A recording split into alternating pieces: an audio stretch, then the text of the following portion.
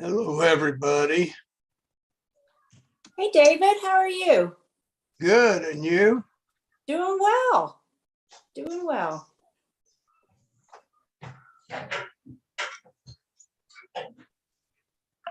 Hello, Rachel. Hi there. How's life? It's good. Good, good. We've got a new puppy. I heard that. Is it still in the process of being house trained? No, it came that way pretty much. Awesome. That's one step in the right direction. Makes Yes. life easier.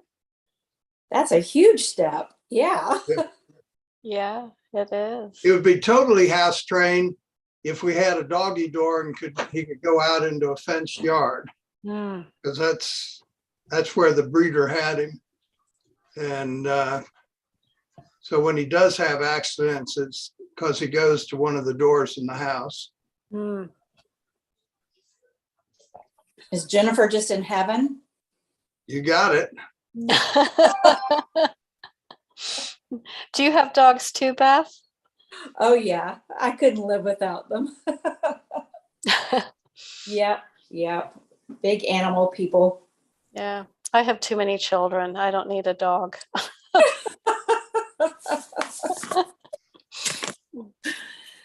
So I just found out I'm going to be a grandmother. Oh,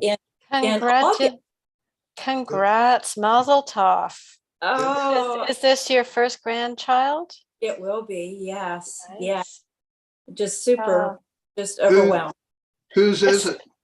This is my daughter, Davy Okay. and her husband, John. And they live right in over by Hampton Park. Oh, I'll get to see them often. You will also get to be designated babysitter too. I think you're right, David. I will gladly do it. that sounds perfect. I have two grandchildren, but they both live really far away. One's in Toronto and one's in Florida. Oh, It's hard, really Yeah. hard. I would imagine so. I bet you do a lot of FaceTime and that type of Yeah. thing. Hello, Although Jeff. babies don't really do FaceTime. Yeah, that's true. That's true. Yeah. Hi, Jeff. Hey, how are y'all? Good. Good. How are you? Very good, thank you. Good. Are you super busy these days, Jeff? I'm staying busy, yes. Nice. Are things slowing down at all in the real estate? No, we have a terrible lack of homes for sale, and we have about 5 or 10 buyers for every house. So crazy market out there. Isn't Yeah. it? Though? Who would ever thought? Yeah, it sounds great, but it's not a lot of fun for the buyers. Yeah, I would imagine. You know, Jeff, I was looking at purchasing the piece of property that's behind my office. So it's a Yeah. landlocked piece of property. And I had always imagined that it would be of commercial interest, but apparently someone bid really high on it and they want it for a home. Really? Yeah. Now, how would they do that, Rachel, with it being landlocked? Well, when it was created, it was lopped off the property that's to the right side of me, and they've got a 20-foot easement for a drive. Oh, okay. But you know, 20 feet wide is not very much to have a driveway go the full depth of a lot to get back to, this little piece of triangle land behind. That doesn't qualify as a flag lot, does it? I mean, I guess technically it is because it's behind like that, but it's a funny little triangular piece. So, I mean, yes, you could fit a house on it because it's big enough, but it is an odd lot. Like you really don't have a street presence per se at all. Yeah, we'll see how they get to it. Yeah, they could get to it. Yeah. Hello, Nancy Jean. Hello there. Yeah. Hi, Nancy Jean. How are you doing? I'm good. How are you doing? Doing Where's well, our thank leader? you. I was just about to ask that, David. But are you suddenly running the Hey, show? Have I been elevated? I don't know. As far as I know, he should be on, as should Tim. I thought Tim wasn't going to be here at all tonight. Oh, really? I thought he was just being absent from that one item. He could be. He could be. Yeah. Well, I see Phil on here, so as soon as Phil's ready, we can I've been get started. demoted. Short-lived power, David. Hey, Phil. Top of the evening. Good Evening. evening. Phil, before we get started and my other board members, I wanted to try something just slightly different tonight. So we can, so I don't have to interrupt any of the discussion unless asked to. So before, our applicants present their projects, I'm just going to briefly go over my staff report and read the comments that were sent in. That way y'all can discuss everything. Fantastic. Perfect. Um, Thank you. So Phil, if once you announce the project, I'll go over my staff report, and then applicants, you can explain your project and the board members will ask questions and discuss. Yeah. But that's all I have. So if Phil, if you want to get things started. All right, just a sec.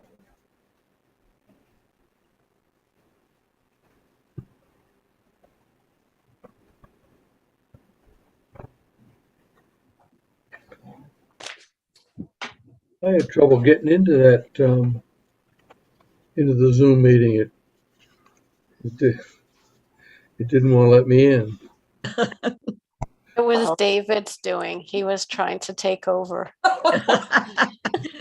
You overpowered the internet. I'm afraid the internet's the one that's overpowering all of us. But Yep. anyhow, ladies and gentlemen, I am Philip Dixon, Chairman of the Board of Architectural Review, and we welcome you to our Board of Architectural Review meeting. It's now 6 o'clock on the 1st of March, 2022, the time scheduled for our meeting to begin. Depending on the size and complexity of a project, each applicant has the opportunity to present a conceptual or a master plan for a review prior to committing funds for a full set of design plans and specifications.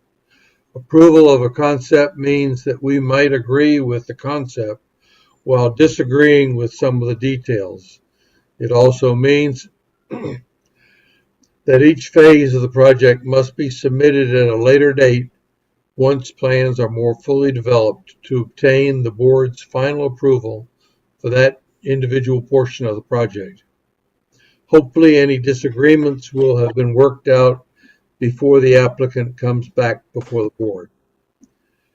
For those of you who may be new to our meeting, our charge is to look at each project purely on aesthetics, design, architecture, height, mass, and scale, and in harmony with the historic district in the town of Somerville. We look at the overall street scene. Although we're not required to solicit comments from anyone other than the applicant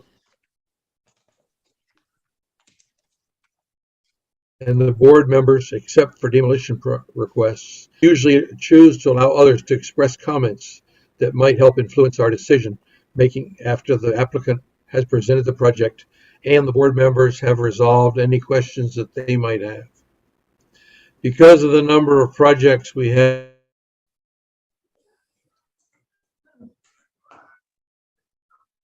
Bill, we're losing you. It's frozen.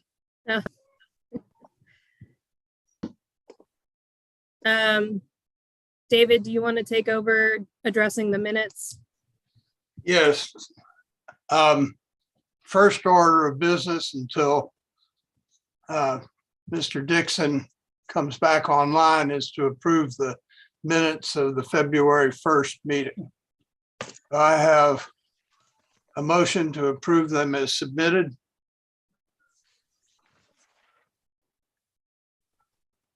Rachel, you're muted. I don't know if you're talking or Move, not. Jeff. Okay. We have Rachel made a motion. Did someone second? Second. Okay. Any opposition? Rachel? Yes, Yes. Yes, Jeff? Yes. Yep. Nancy Jean? Yes. And I, yes. and Jeff. Guess that Jeff is yes also. means it passes. Okay, the first order of business is we have no old business. So the first piece of business we have is a new application, and it is for 607 South Main Street. And I And just want to interrupt before you proceed further. I have to recuse myself, so I am going to turn off my camera and my microphone, and I will be leaving the meeting. Okay, Thank you, Rachel. So I'm just going to go over my staff report quickly. This is a GR2 lot. They've requested final approval for a master suite addition to the existing single-family residence. In my staff report, I did say that the addition work appears to be zoning compliant. However, impervious surface will have to be confirmed with the final site plan. And tree removal will obviously be removed if it is required. The addition is probably not going to be visible from the right of way, as the lot is very far back on, or the house is very far back on the lot. And it appears to follow general guidelines. I did have 2 letters.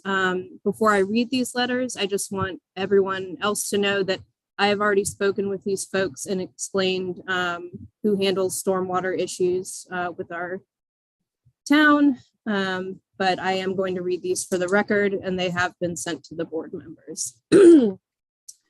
The first one is Ms. Zimmerman. This is in response to your letter of February 22nd, 2022 regarding the proposal from Heidi Davison for an addition to 607 South Main Street. We ask that the following comments be given to the town staff for information and discussion at the March 1 BAR meeting. We have lived at 510 South Magnolia Street since March 15, 1985. We were told by longtime Somerville residents that the land our house is situated on was subject to minor stormwater runoff as it is a low area. French drains were installed around the house once building was completed. Over the years, water runoff has steadily worsened due to various additions being made to the houses behind us, driveways installed, trees removed, etc. When the workshop garage was built at 607 South Main Street several years ago, the owner trenched around the building, causing more water to drain into our backyard, creating more problems. Even though we have reported these problems to the town and spoken to the homeowners responsible many times over the years, nothing has been done and our concerns ignored. We have always spent many hours working in our yard and have planted a great deal of shrubbery and plants to enhance it and add color. Many of these have died mainly because of standing water. We have replanted grass in areas of the yard many times only to see it washed away or rotted by the water coming down to pool in our yard. This is extremely discouraging for us and for our next door neighbors who have the same problems. We have installed various types of drainage, which have helped somewhat, but not enough. Every time another driveway is added, another shed or workshop put up, etc., the situation worsens. We are happy to have new neighbors who want to improve their property, but we ask that they please think of those living below them who have put up with the problem their improvements cause. Thank you for your time and consideration, Gary and Gaina Faulkner, 510 South Magnolia.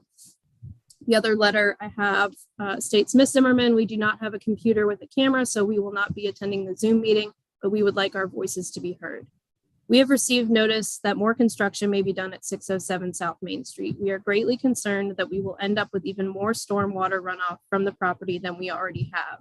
For the past several years, our property has stayed extremely wet because we get all of the water from their property.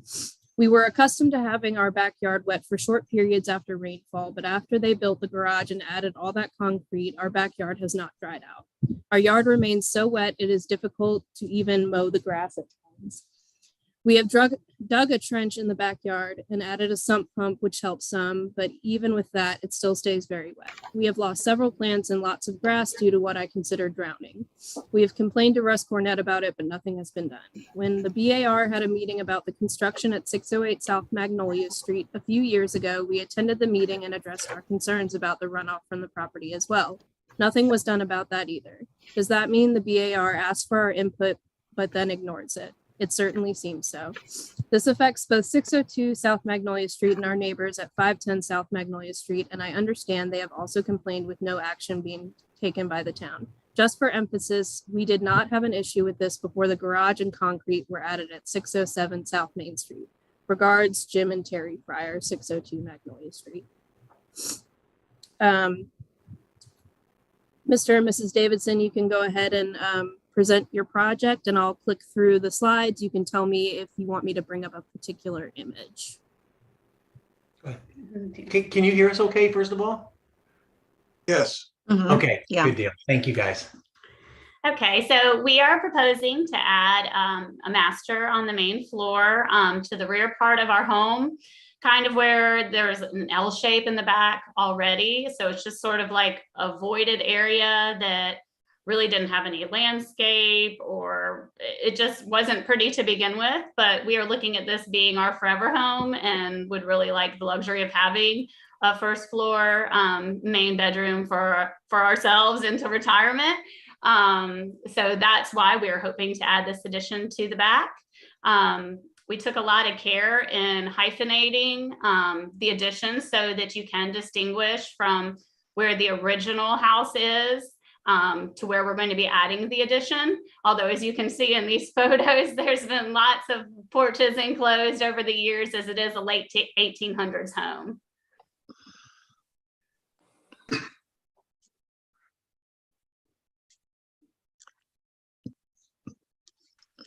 Do you guys need me to address anything about those comments that Becca just stated?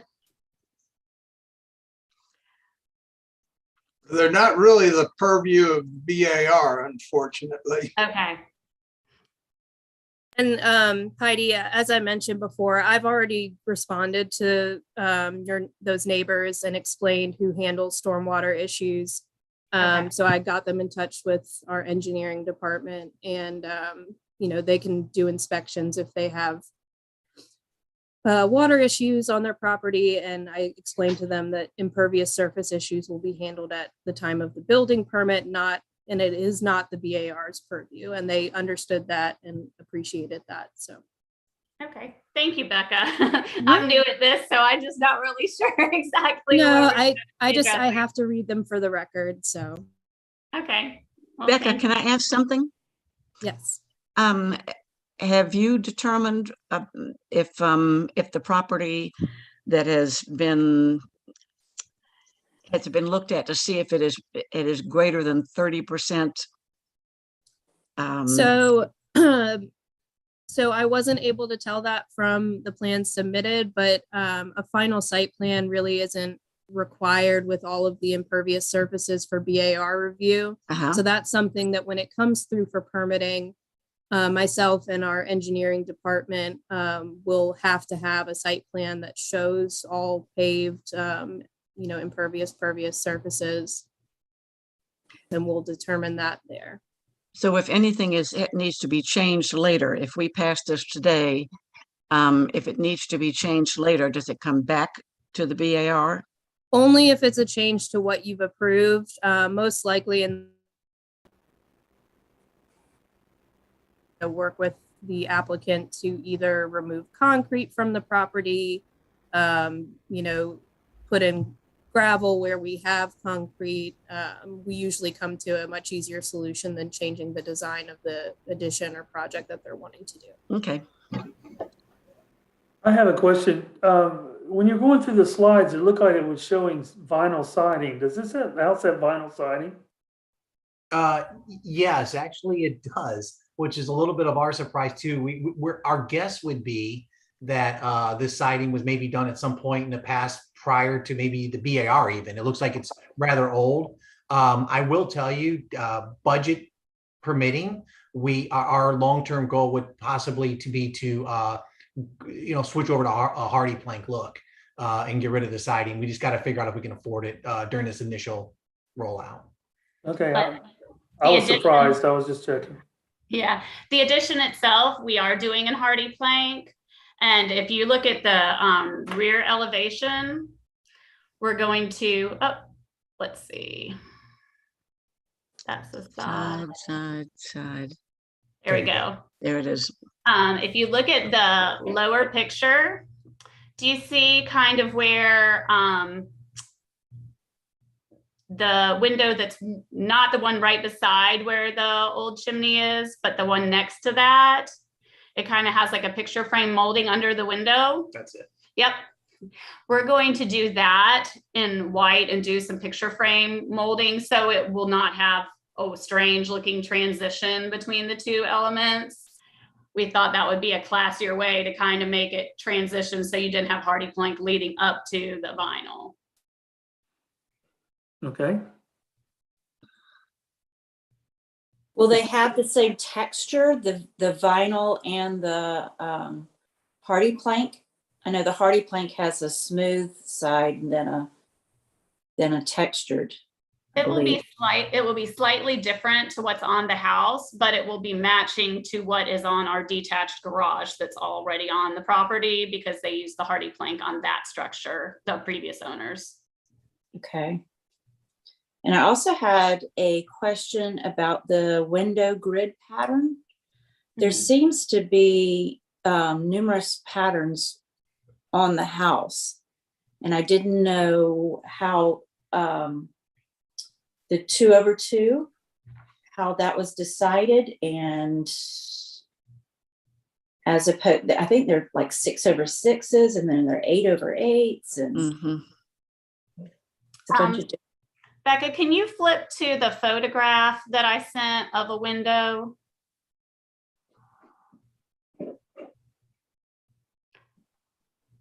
That one. Yep. I think that is actually what is supposed to be in the plan. Let me see if I can. Okay, now that window looks like it's got grids between the glass. Mhm.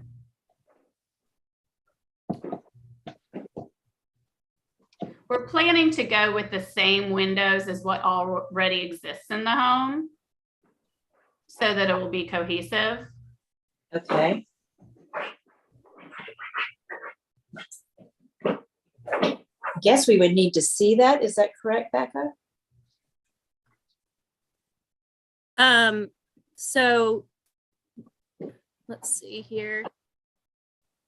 Being that there are various types of windows, I mean, I would leave that up to y'all if you want to have the drawings redone with the exact detail, or if they just need to present a final detail to me.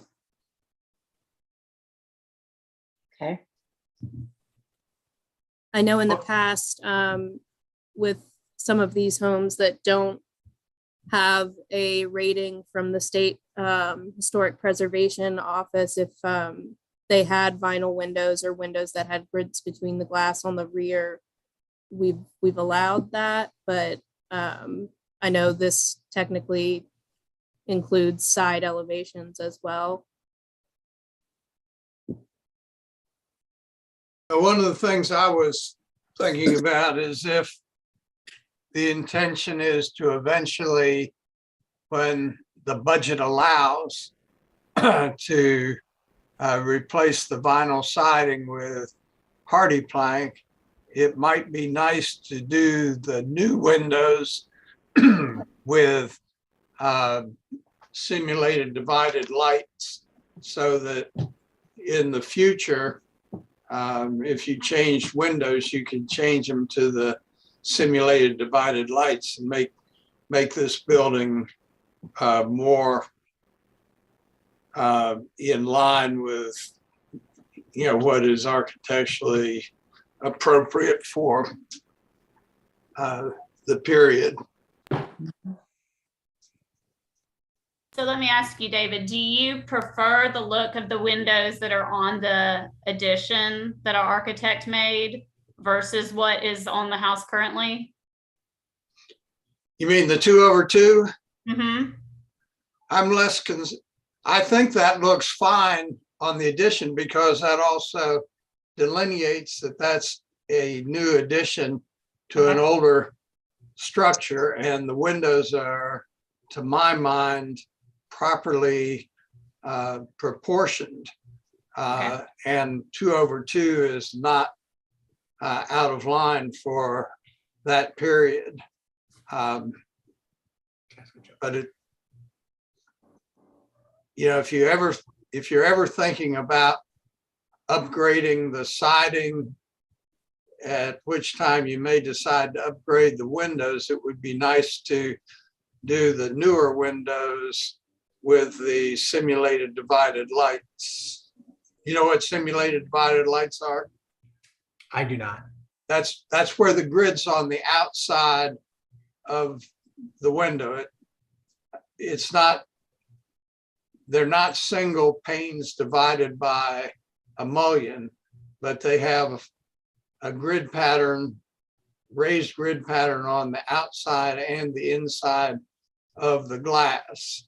And that gives a much better character to the windows than having the grid between the glass. Okay. Good. And if you were to come to us with new construction, we were in the historic district, we would ask that you do the windows with simulated divided lights. So just something to think about. Okay. So this is Tim, guys. I think it's a handsome addition. We obviously don't address the flooding, so we'll let the town deal with that issue. But as far as the architecture of the addition, I like it. I think it looks good. I like the windows that's drawn and the hardy plank side I'm in favor of. And I like David's suggestion of the simulated divided light because I think it's an upgrade and will enhance the value of your property long term. Okay. Thank you.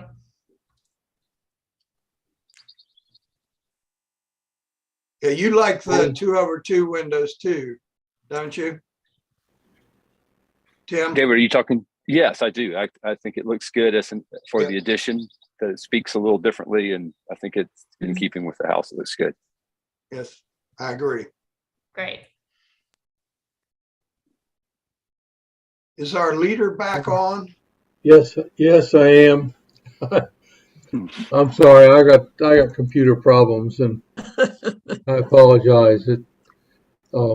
Sometimes it just decides to cut itself out.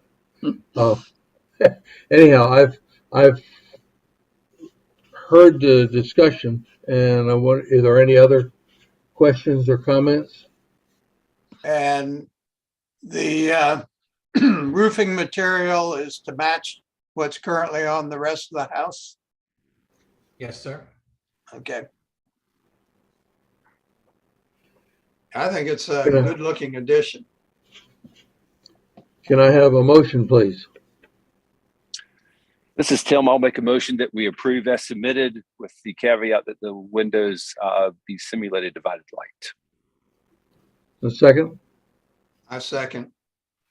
Right, David. all right. Please answer when I call your name. David, Yes. Beth, Yes. Nancy Jean, Yes, but I have, I want to enter my worries about the flooding situation, which we have no control over. But I hate that that we're able to go ahead if there really is a problem for them. But I do vote yes. Okay, Jeff, Yes. Tim, Yes. and I vote yes also. So I wish you well, and hopefully we can get the town working on the drainage problems we have in that area. So we'll leave that with you. I'll Good send luck. y'all your certificate of approval tomorrow morning, okay? Wonderful. Thank you, Thank you, Becca. guys. You're welcome. Good luck, guys. Thank you. Bye now. Our next project is 100 East Carolina. Becca? So this is, we did have a previous project that was approved at this address. As I believe all of you know, this is the vacant lot at 5 Points. It is a GR2 lot. It's going to be new single family construction. Again, similar with the previous project, I will need a final site plan that will be submitted at permitting to confirm it meets all zoning requirements, but in general, this is a large lot. The home design is simple and appears to follow general BAR guidelines. So Andrew or Hallie, if you want to just explain the project a little bit. Yeah. Hey guys, everyone. So I'm Andrew. This is Haley. Both of us grew up in Somerville, graduated from Somerville High School. So kind of a dream come true to, have the ability to potentially build on this lot that became available to us. So this is going to kind of, kind of like your typical Carolina I house, 5 windows up top, 2 on each side of the front door. It's going to be a raised slab on grade, so 24 inches raised slab, and I will wrap it entirely with brick so it looks like a crawl space. Architectural shingles, hardy plank siding, 2/2 with the SDLs. Try to really cater and kind of do my research and kind of hit on everything I know you guys require. So still waiting on a final site plan for my survey contractor, so be more than happy to shoot that over when that comes in. I kind of fooled around and kind of made, kind of went out there and did all the measurements based off the previous site plans and kind of drew it all up, and I annotated and sent one just so you guys could have a rough idea of what we're going to do, but it's the actual site plan will represent that pretty close. Are you going to have a garage? Is there a garage? I missed it. There will be a detached garage because the site plan that I kind of drew up didn't have the garage on it. The final site plan with the final, I did submit a set of plans, but we removed the garage from it because the site plan didn't have the garage on it. So Becky, that- can you take us to the site plan that Andrew submitted? So, Andrew, my question here is, it looks like the front of the house is not facing a street. So help me figure out exactly how this thing is oriented. So the front, what's that? The front of the house is facing East Carolina. So if Becca brings her arm straight down, yep. So when you're looking, I tried to go to Google Maps and figure this out, and it was just got a little confusing for me because go up one page, Becca. So there we're looking at the site plan, but that's the mirror image of the site plan you drew, correct? So y'all consider the front of the house East Carolina then? Is that right? Yes, exactly. Okay, gotcha. And so the way you're, oh, I'm sorry, go ahead. No, go ahead, please. So really the way it's oriented on the site, you're looking straight at 5 Points. Is that correct? Yes, sir. Got it. Now, thank you very much. We So Becca, toyed can you around flip with that the idea of flipping it to one more face time? South Main, but kind of how long the house is, being essentially 60-foot long, it didn't really leave us with a backyard at all. Right. And worried about setbacks and everything. So trust me, we actually wanted to do South Main, and then kind of after drawing it all up and staking it all out, it kind of really had to settle and have it facing East Carolina, which Gotcha. As I recall, the previous submission that this is a much more attractive presentation. good. I'm Yeah. glad to hear that. I saw they on one of the old site plans I saw they were using like Schumacher or Crescent, like built on your own lot, and I know they were trying to do vinyl and all kinds of stuff. So, like I said, I try to dress it up and get it to what I thought you guys would like, and I'm open to suggestions and opinions, and we're just excited to Yeah. get Very going. excited. Yeah. Andrew, how would you enter the lot? So off of South Main Street, there's actually an existing. So if you're looking at this in that back right corner, okay, so on this one, there's an existing drive there, and I almost had a question for you guys, but maybe it's not y'all's department, but essentially there's an existing drive there that is shared with 1013 South Main.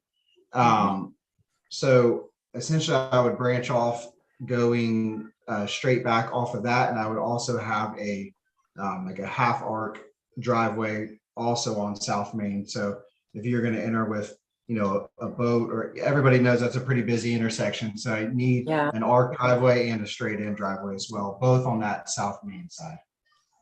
Okay. That So would can be we see something that? we would handle with you at the time of permitting. You may need, an encroachment permit depending on if you need to widen the entryway a little bit. If not, it may just be, figuring out how much paved area you can have on the lot. But we'll go over that when you guys are ready for permitting. Okay. Becca, can you show us the elevation from South Main?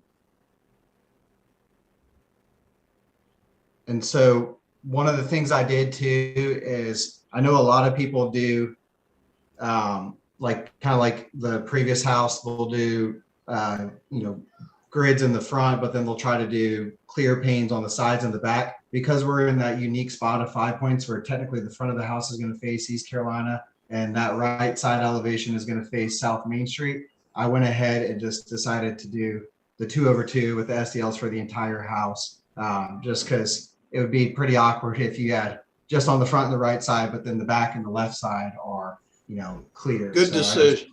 Yeah. Yeah. Very visible area. Yeah. You're thinking ahead. Yeah. Trying This- to. This is Rachel, and I first of all think that you've selected a really nice plan type for Somerville. Like it's a nice fit for this particular site. So that part I really like, but I really want to talk to you, but also my fellow board members about this issue of a raised slab that has brick, because although you've drawn it so that the face of the brick on the crawl space is flush with the wall above, that is not actually how you could easily do it. And the details that we've seen where you just slap brick on the outside of the foundation wall, so then you have a bump out without like some really significant trim to address that change of elevation. So anyway, my thoughts are is that your heart's in the right place and you're using the right words, but I'm not sure that we're going to get the look that we want when you're using a construction technique like this, and then you just say you're going to put brick on the outside. So it's one thing to do that, say at the porch, where you really perhaps could do the brick and then whatever your porch finish is, like you could have it looking pretty much like that. But I don't think that the way that you've drawn it, it's going to be, unless, and I mean, we've done these kinds of details where you do have the brick flush with the wall above, which is imitating kind of a historic traditional look. But if you're thinking that the brick is just literally going to be outside and then there's this big step out, a 2-foot high strip of brick around the outside doesn't I don't think it really works. So I'm not sure. This is, I mean, and to be fair to you, raised slabs are a new kind of construction for our downtown historic district area. So we're kind of struggling with how do we do this and how do we keep the character and the continuity within our historic district with this new kind of construction style. And I don't know what the answer is, but I don't, unless you can answer me and say, yes, I intend to build it with the brick flush with the wall above, and that we're going to be doing some kind of detail to achieve that look. So in order from my construction experience to make, and now maybe there's other avenues out there that I'm completely unaware of, but essentially to make it flush, I mean, that would say that the bottom plate is overhanging the structure, which obviously we can't have that. So, right. So you haven't drawn it accurately then. So the hardy, you know, is coming off the side a half inch, and your brick is, you know, what, 2 4 inches wide? inches. No, 4 inches 4 wide. inches. 4 inches. Yeah. So you're correct. There is going to be, you know, Right. And then because you're only 2 feet above, you end up with like this like squat little strip around the bottom, because it's so low that if you did have some kind of trim going over it, there's hardly any brick left visible. So although we have previously said, yes, brick is a great solution, I am not convinced that this is the right solution when we have a elevated slab. And although you're raising it 2 feet, 2 feet is still not very much when we're trying to do these kinds of details. So I'd be interested in hearing from my fellow board members, how would you feel about something like a tabby stucco finish with some kind of like real water table trim that is separating the siding from the foundation wall? Would Sounds that be great to me. something? Rachel, I think there's two options there. I like your suggestion on the stucco. Another one might be thin brick. You know, thin Yeah. brick is kind of a new invention. Then you can Yes. actually adhere it to a slab on grade. Yeah. Explain that, Tim. Forgive me. I am not aware of that. Tell me. Yeah, so thin brick is it's been around for a while, but you're starting to see more and more of it. And it's actually kind of like tile. So it's only about a ½ inch thick. So it's Gotcha. the base of the brick. Yep. And you actually glue it to the wall, and then you grout or mortar in all the joints, just like you would with traditional brick work. But instead of being 4 inches wide, it's only a ½ inch wide. I got you. So you could probably let the top plate hang over an inch, and then put your hardy siding on there, and then put the thin brick and create that transition that we'd like to see. Right. And then maybe also maybe there's a detailing of a skirt board around the hardy. I don't know, Rachel, you'll have to help me with that. That may improve that as well. But anyway, that's just one solution. Yeah. Tim, I love that idea of thin brick, and that absolutely would work. We've used that actually on an interior where we were trying to create the effect of brick walls in a historic building.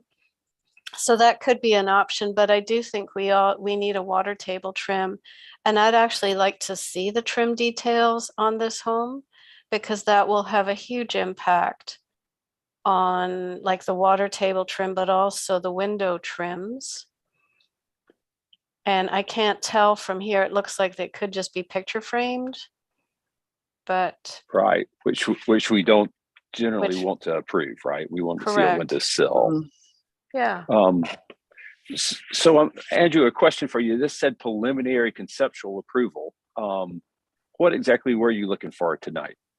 So kind of some of that information that y'all just put out. I haven't went and got my engineering plans, because I wasn't wanting to fork out all the money for it. And then y'all come back and, you know, essentially want the front porch to be, you know, a wooden front porch. And then I got to go back to the engineer and say, hey, actually, I need to redesign the front porch. So it was kind of trying to get some of that type feedback so I can finalize my plans and my budget and everything. You know, right now I have a pretty good idea for my budget, but now it's going back in and like if the thin brick is what we need to do, it's, trying to find out the price differences for stuff like that, just so I can kind of start finalizing everything for y'all, for my budget, for just kind of everything.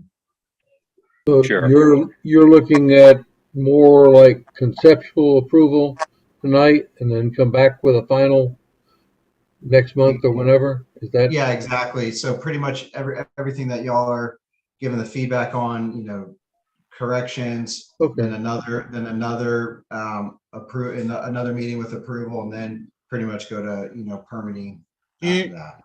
Do you understand what Tim was saying about the windows having sills Yeah. rather than picture framing? Yes, sir. I need to kind of go look into a little bit more of that. I do know the picture framing, but I made that note. That's pretty much a no-go for us. Okay. And Andrew, if you And- check some of the recent houses that are built in the historic district, you'll see that window sill detail. That's a pretty simple one to pull off. Okay. And are you wanting to do a concrete porch floor, or are you wanting to do something else? Like, what are you wanting to do? So personally, I wasn't wanting to do, this is proposed as a concrete porch floor.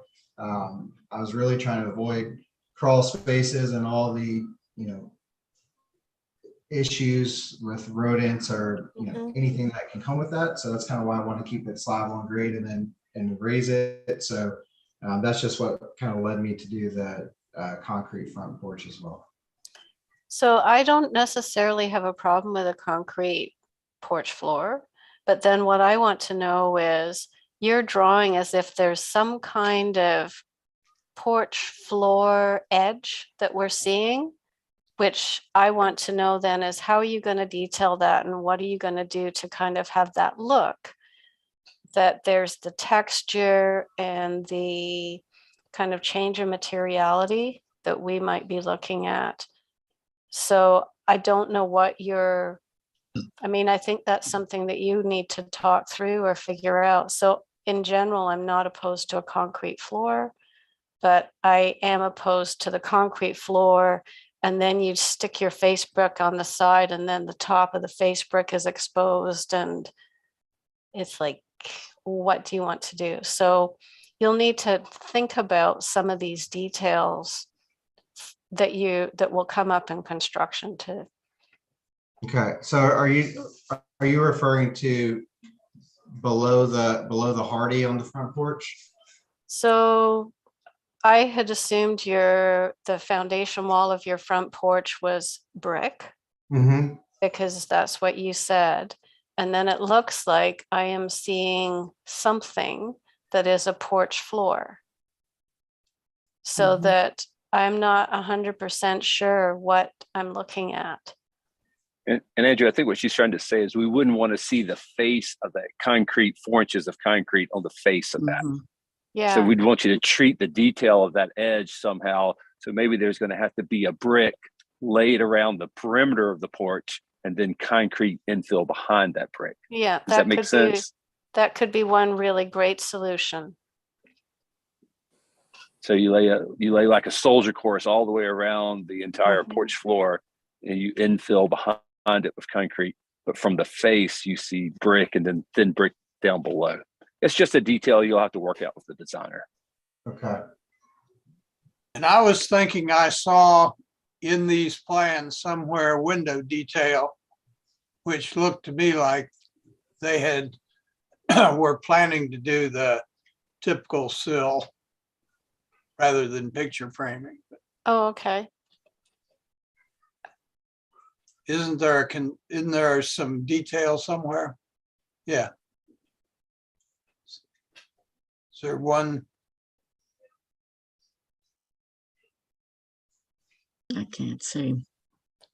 I Okay. can't really It- tell. Yeah, you It can't really looks like tell. there's a sill on Looks on like that. it's a Sill. picture.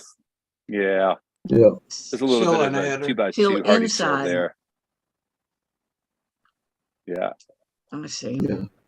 I would The hope that picture, he the could get picture a, framing kind of looks like having a diagonal, a 45-degree cut at the edge on the corners of Right. it. And we would rather really talk about coming straight across to the sideboards rather Phil, than picture frame. he's The showing rails and the that. stiles. Yeah, he's showing that in that detail there. Yeah. The 2x2 hardy sill is just a little bit thin, kind of a light piece. Yeah, it's Probably pretty needs to be a little. little beef. Yeah, it needs to be Yeah. beefier than that, so that your windowsills can, or your trim can come down and sit on top of that. But Right. it's along the right line. You're heading in the right Yep. direction. Just get that sill a little beefier. Your Yep. head detail looks good up there. I like your head detail with your Yep. flashing and the trim and the drip and everything. That looks great. Okay.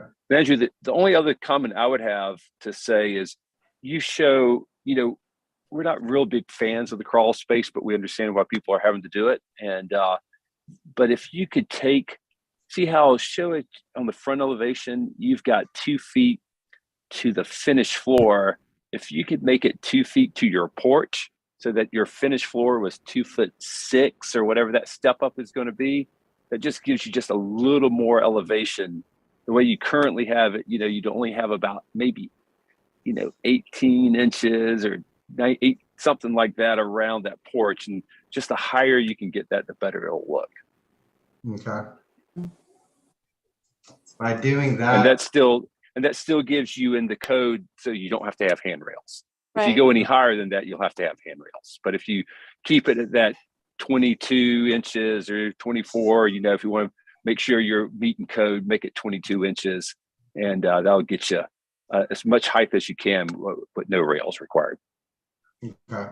Would that require me then to raise the entire slab to 2.6?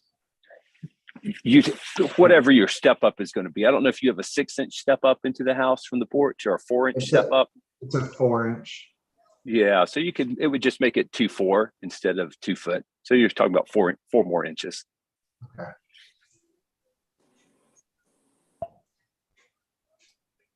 All right. I know that sounds like such a picky detail, but it does make a difference when you put all this stuff together. And your house is going to be beautiful right there in town where everybody in the town's going to see this house. So Yeah, 5 points. Welcome to Somerville. anyway, all right, guys, well, I'm in favor of the general direction there, given all our little comments. I don't think we really need to take a vote, do we, Phil? Unless, I don't think so. Becca? We don't- don't, you guys don't vote on conceptual or preliminary. Correct. I didn't think so. So Andrew, if we get May, we'll leave it with that unless you have any further questions.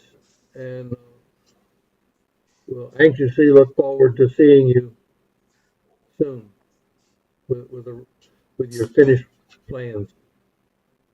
And No, Andrew, I- if you want to go over any of this tomorrow, I'm happy to set up a time to do that. I know you've probably been taking diligent notes, but just in case there's anything you want to go over. And I think it will be good, since you're going to be bringing the garage back as well at a later date, you'll be able to match the details that you update, on the house plan to the garage plan. So. Sounds good. hey, good luck, guys. Thank you guys. Well, thank for your you. time. I think you got a good start. All righty. Wish you well on it. Thank you. Our next project is 208 South Cedar. Okay, so I'm not gonna read my entire staff report because y'all have it. But just something to be aware of. This project, there is one element that is not zoning compliant.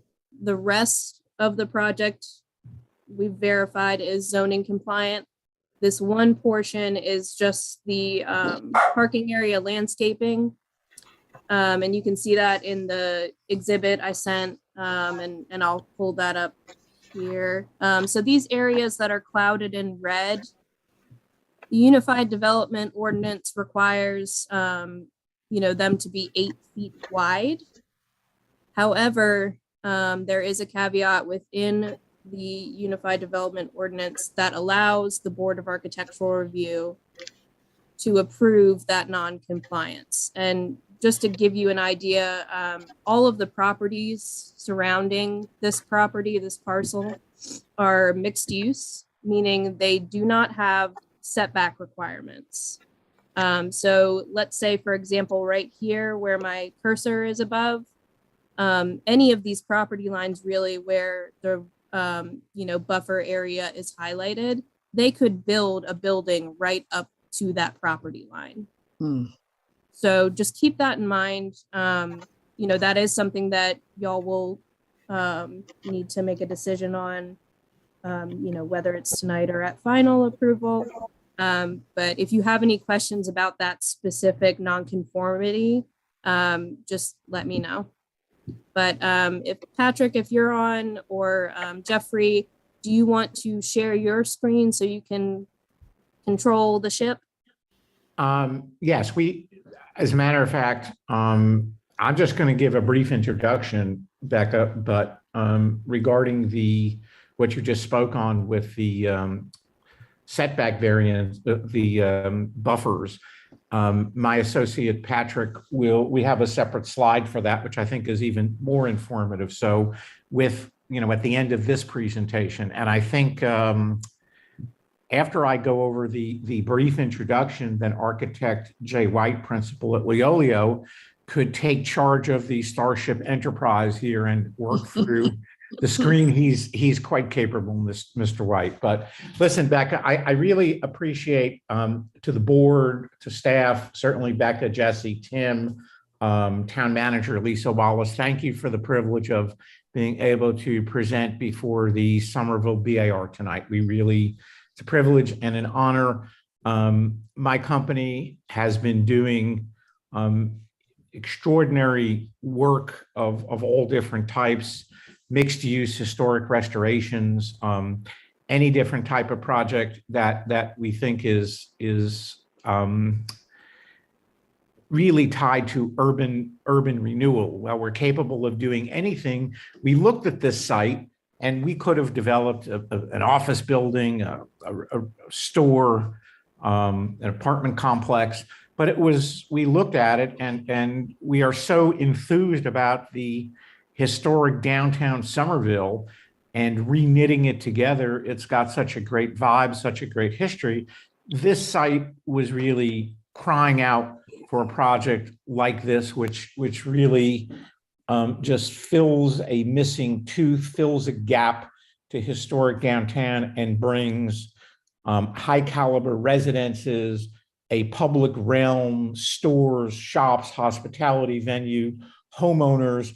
And this is all a for sale product on a very carefully curated program of 33 residences and 12 commercial storefronts, 12 commercial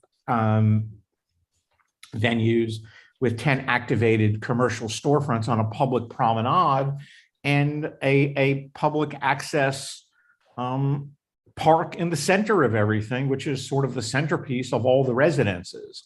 So we see it as a tremendous opportunity to knit downtown Somerville together, and we'd much rather be doing this than building a major project 3 miles away in imitation Somerville.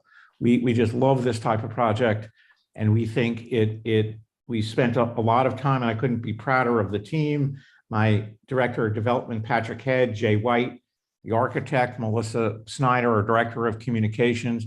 And we have started with certainly city staff and had briefed Mayor Waring and certainly all of City Council. So we have taken the time and effort before we even brought this thing. It's a very complicated site. It circulates. It circulates completely quite well, and it took a long time to get these drawings worked through the site plan. But we are very proud of what we created, and we think it's a extraordinary game changer for downtown Somerville. So with that, I'm going to let Jay White get the rest of the show, and Patrick can go over a few things after Jay's presentation, but we are open to any and all questions. Okay, thank you, Jeffrey. That concludes our presentation. We'll take any questions you may have. Again, my name is Jay White. I'm a principal at Leolio Architecture, and it has been a lot of fun to re-engage with downtown Somerville, especially in the years since the town passed a new Unified Development Ordinance, which is intended, unlike so many other cities' zoning ordinances, your UDO attempts to mine the best sort of genetic material from your own town and say, well, that's what we should do. I mean, it seems so obvious to have an ordinance that says, well, let's figure out what works and just do more of that. Most places don't think like that, but right now y'all are. And so what we're proposing this evening for y'all to consider and give comment on is the fruits of those labors that went through. And hopefully everybody can see my screen. I assume you can. There's a rendering on the title page. This is what you would see from South Cedar Street. And go on to the next view here. So this is 27 sheets. I will go as quickly as I can because I know this project is relatively large in scope, especially considering the previous two applications, and I don't want to put you to sleep so early in the evening. But first, let's look at the sort of the history of this part of Somerville. We've been studying Somerville for 20 years, doing various projects in and around the historic village. And on the left is a circa 1912 Sanborn map. The property in question is outlined in blue, and it's the property that's bounded by Richardson, or First Street, as it once was called, Blackjack, which is now known as Cedar, and then Second. And what's really important about this property is that it faces these three prominent streets, and it has a very different response to each of the streets because they're all very different blocks. This block is kind of on the edge of the most urban portion of downtown Somerville, and we want to take what's really successful about that and bring it across Cedar Street without undermining the increasingly residential nature of the town grid as you move towards the adjacent streets. So this little diagram here is a figure ground study. We do these a lot. It basically puts the building footprints in gray and everything else in white, and it illustrates something that we think is really important when you're dealing in a historic context. 19th century buildings, in comparison to the buildings of today, have very small footprints. And that's a really important key to keeping new buildings in concert with the old. You can pick them out. You can see what's old and what's new. The largest footprint here being the parking garage that's situated in the center of the block adjacent. And here, this diagram was one that informed us along the way. This is sort of the core of downtown Somerville. And then in the distance at the top of the screen, you see a light blue outline that illustrates the property we're dealing with and its relationship to Cedar Street, and then on to Short Central, West Richardson, and then all the way over to Hutchinson Square. We've tried to make sure that there's a continuous pedestrian connection all the way through downtown, because what makes downtown work so well is its accommodations to people on foot. And so many places get that wrong, and y'all are getting that right. And so we want to take those lessons and apply them here. These are just some context photos. They're really here for reference. If we need to go back to them over the course of our conversation, we certainly can, but they're taken all the way around the block, even portions of the block that we don't have any frontage on, but we feel like it's important to have a full understanding of the physical context of the sites in which we work. And this is a survey depicting that. And we always take a look at what our peers and colleagues are doing in other places, especially with projects of this type. We're looking for projects that have a warm material base of mostly brick, because Somerville is a brick town. We're looking for active pedestrian spaces like the image in the middle. All these are great and they're informative to us, but really more importantly than that is your own physical context, which is really impressive. I work all over the Southeast in a lot of small towns. I love working in smaller communities because of the sense of identity that comes from a smaller community. And y'all have a remarkable resource in the downtown. So all the genetic material we need for this project is right here. And I guess we've contributed to that some. The building on the bottom right is the Town Hall Annex, which we worked on and Leolio finished in 2006. So let me settle here for a minute. So this is the site plan for the project. Along the bottom of the drawing is South Cedar Street. To the left, you have West 2nd Street. To the right, West Richardson. And you can see that there are 1, 2, 3, 4, 5, 6, 7, 8, 9, 10 buildings here, all of modest footprint. This kind of square footage in most places, what would happen is that the development team would mash all this into the middle, create a huge block and plop it in the center and then just park it out to the curb. But here we started from the streets and worked in. So all these buildings are designed to meet their streets. The vehicular circulation and the parking, which is a necessity, runs along the west or top of the lot here, goes through with each of the units, these all being residential units along the top, all having garages, the ground floor and the rear. You'll see that in another drawing a little more clearly in a moment. And then there's another circulation zone on the east side of the property towards the bottom that comes in off of 2nd and then exits onto Cedar. And that's for parking for the townhomes. It also provides parking for the businesses that are located in this zone towards South Cedar.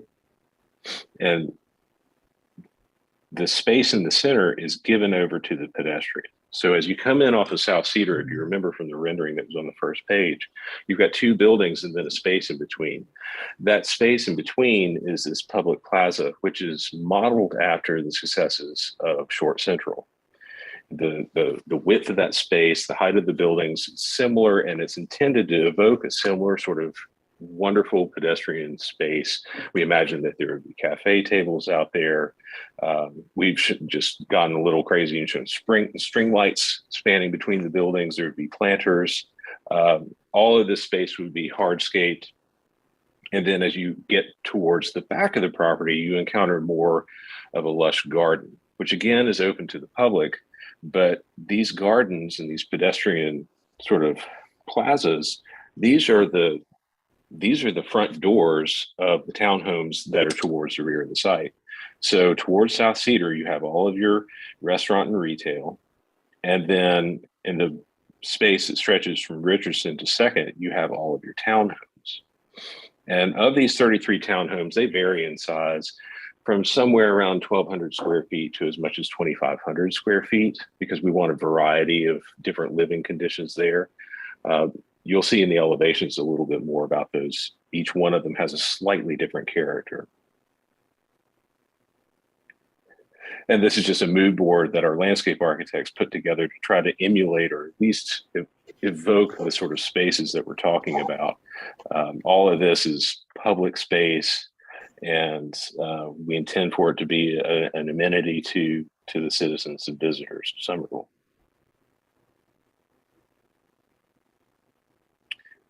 Boring old civil engineering drawing, but it's important to note that large-scale commercial projects like this go through a really rigorous stormwater process. I know stormwater is on everybody's minds everywhere throughout the Low Country right now. And we've been meeting with town officials with regularity to talk about stormwater management, because we have to deal with this on our property. We can't make stormwater our neighbors' problems, and that's something that's a feature of your ordinances, and it's something that for large scale commercial projects is a requirement. So that's another track, as you all understand, but it's a track that we're on and speeding down. So here's a depiction of the first floor plan. In the yellow, you see the commercial spaces, and in the blue, you see the townhomes. Each townhome has a ground floor lobby or foyer, and then behind that is a parking garage. And all of the parking is accessed from the rear of each unit. We also have parking, diagonal parking on the top of the property. And we also have a few parallel spaces towards South Cedar. And then we have a number of low-speed vehicle, AKA golf cart parking spaces in this service alley here. And as you move to the second floor, residential and retail. Some of these commercial spaces on towards South Cedar will have residential above the shop in a nod to the way that many downtown cores really were at one point. Those would be, we wouldn't expect the shopkeeper to live upstairs. Those would be separate units that would be either rented or purchased. Third floor for each of the units. And then because the ground space of this property is given over to the public realm, we've created small rooftop terraces for pretty much all of the residential units so that they have a little bit of space of their own. There's a small penthouse up there with a stair, possibly a powder room. Many of them have retractable awnings for a bit of shade. And then this building here in yellow, that's the restaurant that we imagine that would be towards South Cedar. And it also has a rooftop terrace as well, which, you know, being towards South Cedar, we think if we're going to have any sort of rooftop restaurant space, it really needs to be towards South Cedar because that's a more active part of town. It'll keep the noise away from the residential units. It's important to note that if that restaurant is making too much noise, Jeffrey's going to have a hard time selling these townhouses. So it's in his best interest to keep it from getting too rowdy. But that's a comment that we've heard from citizens, neighbors, and also the town, that they want to make sure that we keep that noise in check, even to the point that we want to make sure that it's never any louder than the train, because that's everybody's sort of benchmark, which makes total sense. Jay, to augment that, we view a really upscale establishment, not a college bar venue. This is respectfully a very, very expensive building. They'll never be able to monetize $4 beers with the cost of this building. So it's definitely an upscale, casual type of venue, not catering to boisterous college type of hijinks. Dudes that look like me, I'm afraid he's trying to say. You're very professorial, Mr. White. I don't know. Zoom doesn't flatter me much. So here's some elevations. This is that restaurant building. The south facade in the bottom left, that's what faces South Cedar. The west facade, bottom right, that's what faces the pedestrian lane. And then the north and east facades are they have a little less windows on them because you're getting to the more of the service into the building. The north facade almost directly abuts another building in this project. So it's so close, it really can't, or maybe really doesn't need to have any windows, but you won't ever be able to see that facade from the road or from the streets. And you can see the retractable awnings and the covered space with that slight curve in the arches, which we've picked up from some of the classic images of the arch that once spanned over the road to welcome visitors into Somerville. We've always loved that segmented arch, so we picked it up here just as a very subtle nod to that bit of town history. This is the building that's adjacent to that.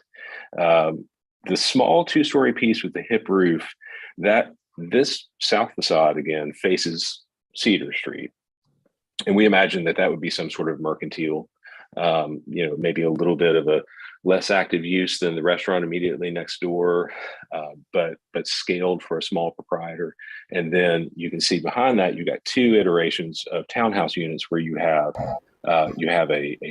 a commercial storefront and then a door to the side that leads up to a two-story apartment or townhouse with its own little rooftop terrace up there. And this is a companion building to that, sort of across the pedestrian space from there. It's the same kind of pattern. And we're keeping this very simple. Materials are not uncommon to Somerville. We try to really pay a lot of attention to the historic palette of the city. or the town. We've got mostly brick exteriors with some different cornices. Some cornices might be corbelled bricks, some might be metal panels in a nod to the old cast iron cornices that happened, especially facing Hutchinson Square. Composite windows, expressed lintels and sills for each window, just to give a sense of weight and mass to the buildings. What do you mean by a composite window? Well, we've been looking at a series of windows that the exterior facing of it is actually formed out of fiberglass. It gives us a lot of opportunity to keep a really neat, tight window design. Nothing so clunky as a vinyl window. Certainly, probably a little bit more polished than even a lot of aluminum clad wood windows. And because the outside of the window is all fiberglass, it's impervious to the weather. On the inside of the window, it's all wood. And you can get those configured as simulated divided light as well as everything else, whether that's an applied button or including a spacer. It is a very beefy window, and a lot of windows that we have used like this are made in Germany. It's an extremely heavy window which will withstand the test of time, not leak, and it'll weather extraordinarily well. So we find it's a costly, beefy window which really expresses also the depth of it as well. This is not a window for the faint of heart. It is a very substantial window, which we're very comfortable with, and we have used this application before on very expensive buildings out of brick. Any other questions before I keep going? Okay, hearing none, we'll go on to these buildings, which are the townhouses. There's this building, which is building E, and then its mirror image is building G. You can see there's actually a key plan at the top left of the screen that shows you where all these buildings occur. I should have pointed that out earlier. And these buildings are intended to be a little more stately. They're a little bit larger. They're all residential. It's 3 stories with a rooftop terrace. And this is on more of the garden side of the property. So you have a front porch, a stoop, a steel awning that frames the entryway, maybe a little bit of brick detailing that expresses the 3-story nature of these buildings. We really want these to read more like traditional townhouses. How deep is the garage? Is there living space between the front wall and the garage?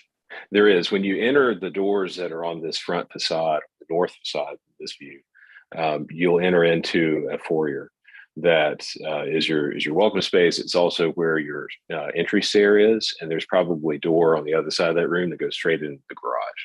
So it's not as if walking past these buildings, you look through those 2 windows and see the bumper of somebody's Escalade.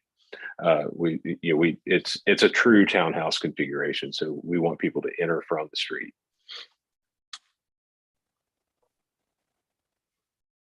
And then these buildings are probably the largest residential buildings in terms of square footage, but we've broken the mass down to make them continue to fit the scale of the street.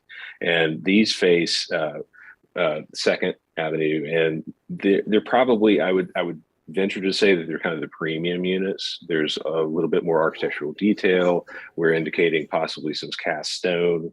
Again, the composite windows of brick cornice. We're thinking that we might at least express some sort of a chimney here. Whether that results in a rooftop fireplace still remains to be seen. But these would be probably the most stately facades residentially of the property, and those would be on 2nd.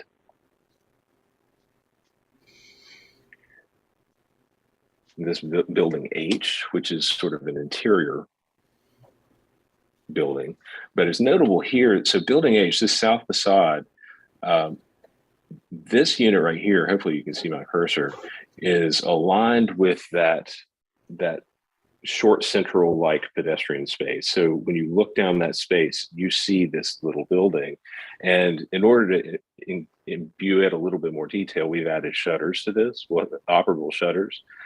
which adds some scale and variety to the facade and practical as well. You might want to close those during hurricane season like we all used to. But this is the only building that currently has shutters, and it's because it's in a relatively prominent location in the site plan.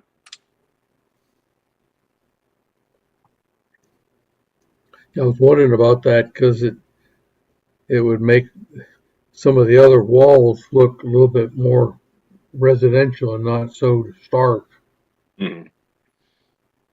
Yes, that's something that we're going to continue to study, because we don't want things to look too Spartan.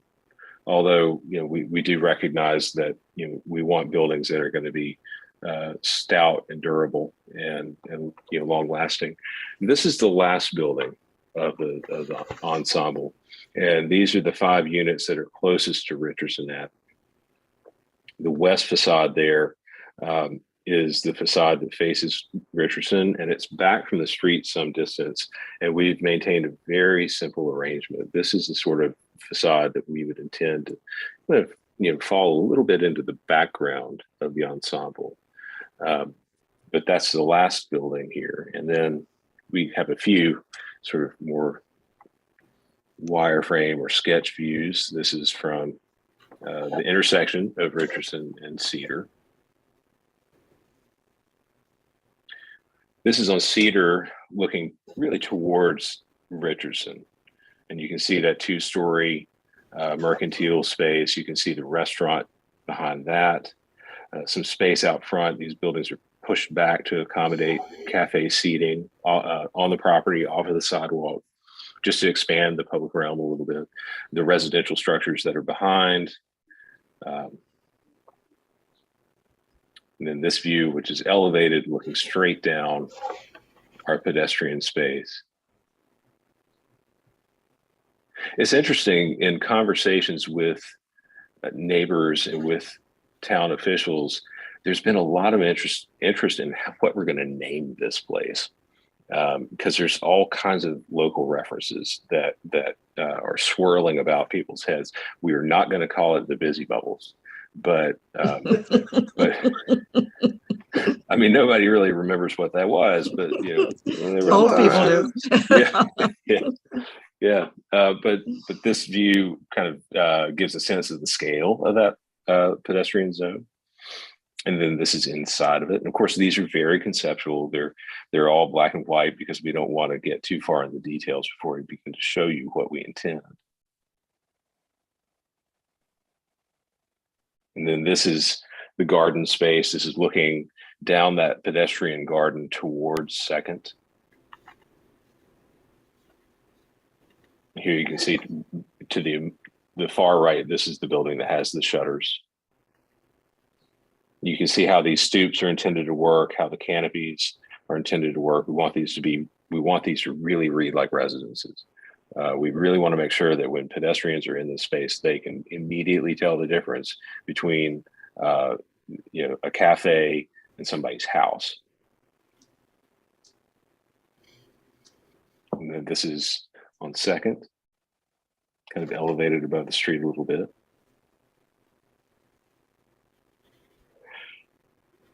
And then this rendering is the last view. This goes back to Cedar and looks down at the pedestrian level.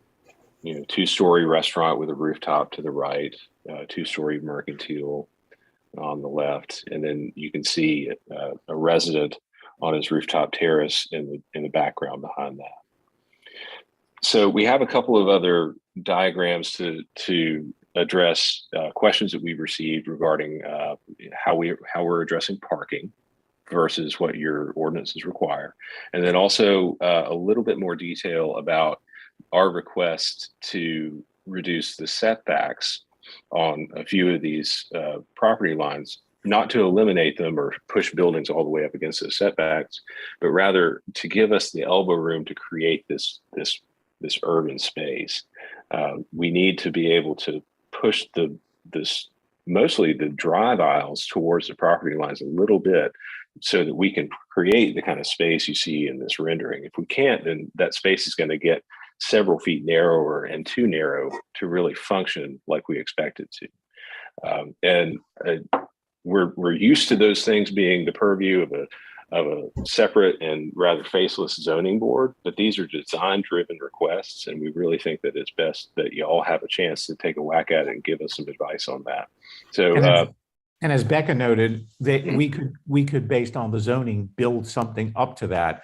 And these are merely reductions of landscape buffers on a project that probably 50% of it is going back into the public realm for activation instead of massing out the entire site with some giant behemoth of buildings. So Patrick or Jeffrey, do you all want to look through those diagrams very quickly since I've got Pat, queued up? if you can have them loaded up, perhaps Patrick can go over the first one. Okay. And the second Here's one. the park. Want you look at parking? Sure. So Okay. I know that parking isn't typically in your purview, but since people had questions about parking, as Jay noted, the residences have garages for all of them except the ones above retail. So we're parking 65 parking spaces on site, approximately. We did a little study around a 1 block walking distance from our site to see what kind of on-street parking there is. So in addition to our 65 spaces, there are 57 public parking spaces that touch our right-of-way directly. And then there's a total of 404 public street parking spaces, not including the municipal garage or the municipal lot. So I'm not sure what the counts are in those locations, but I would assume probably equal to what's around us. And then Jay, if you want to pull up that landscape plan, just to give some clarity on, I know Becca had showed the some bubbled areas, but I took the engineer's drawing and measured out the exact locations of what is reduced from the 8-foot landscape area. So just to point out that area at the top, that's the diagonal parking, you have 8'4" along that perimeter. So that's not an area to reduce. But the plan north along our entry drive, there's an area that's, tight because of the driveway width and snakes down. And that driveway got wider for fire access. We had originally planned that for a one-way street, but to allow fire access, we have to allow 2 trucks to pass. So it went from like a 14-foot drive up to 20 feet, which caused the need for this reduction at that location. At the planned south location, we have those sort of pervious paver parking spots where we would reduce down to between a 5 and 3 foot planted area. And as you can see, the red dash line around the perimeter would be a fence, a nice wooden fence that would just help add a little bit of buffer to the adjacent neighbors. Now we have shown our plans to the 3 neighbors around our site, and all of them have been quite pleased with what they've seen thus far. And the last area is along this golf cart parking, which comes right up to the fence. That's the sort of tightest spot in the site, have that little one-way out. And I think, Jay, there's just 2 diagrams that show the section on the left shows what the UDO is suggesting, which is an 8-foot buffer with 3-foot tall bushes at 6 feet on center and a tree every 40 feet. Our sort of typical, I know all the buffers or all the landscaped areas vary on our site, but just for argument's sake, we would have a fence up to 6 feet tall with a 3-foot landscaped area, and we would still be able to fit some narrow vertical evergreen plants within that area. Which is far more appropriate for an urban condition as opposed to a more suburban condition, as the one on the left would be more appropriate for. Correct. Okay, so that's all we got. Probably a little more than you asked for, but it's if we recognize that this is a a major investment in downtown Somerville. It's a major addition to the downtown fabric. We want it to be right. We really love what's happening here, and we want to just do more of that. So with that said, we'll take any questions y'all might have. I've got one. Hey, David, real quick, could I just read these two letters? Oh, sorry. From the Yes. from citizens, real quick. Go ahead. So this is from Laura Jones. She is at 200 West Richardson Avenue with Laura Jones and Company. Hello, Becca. I wanted to send a letter of support for the new development being submitted to the BAR tomorrow for the town's property on South Cedar Street, next door to my properties on the corner of West Richardson. Jeffrey Roberts shared the digital plans with me and my family, and we were thrilled to see such a thoughtful plan being proposed for our special downtown. I think the idea of downtown living, retail, and dining is going to really bring a needed energy to our thriving and growing community. Our downtown is on an upward swing, and this will only keep the momentum going. We wanted to make sure the town and BAR heard our voice of support when considering this project. Best regards, Laura Jones. This next one is from Diane Frankenberger. To whom it may concern, my name is Diane Frankenberger. I live at 310 Central Avenue, about a block away from the proposed use of 208 South Cedar Street. I also have a business at 129 West Richardson Ave, less than a block away from the proposed development. I have had this business for 32 years. I have lived in Somerville since 1967. Somerville has changed in the years since I first moved here 55 years ago. In 1967, there were still dirt roads, the train stopped, and every kind of business existed in the downtown. Certainly no Zoom meetings at town hall. Sorry. To fit in, you just needed to go to church or a synagogue and the Friday night football games. Things started to change in the 70s. Subdivisions sprung up, shopping centers came, the GE plant and the Navy base closed, and the downtown died. Then about 25 years ago, a program called Main Street gave advice to a group called Dream, and the downtown was rejuvenated and now enjoys doing great business supported by locals and tourists.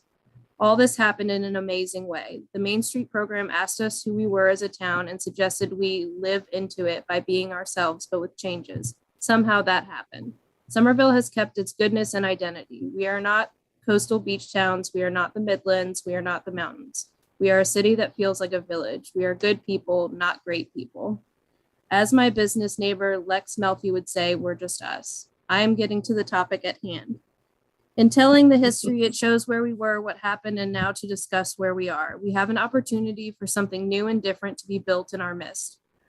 A business and housing cluster. I have looked at the plans, heard the explanations, and want to say well done and yes. Like our new town hall, it fits and yet is respectfully modern. It's not the inn we had hoped for, but it is indeed a mighty fine investment in downtown. This is indeed validation to me of the goodness of this place. Diane Frankenberger. All right, that's all I got. Can I Good. throw Thank you, something Becca. in? I was the first Main Street manager in Somerville, and we did community surveys. And one of the things that the community asked for, and this is like 25 or 30 years ago, was feet on the street and more residents and condos in the downtown area. And several times it's been tried, and the right people weren't behind it. But I really appreciate on this particular project is the amount of public space.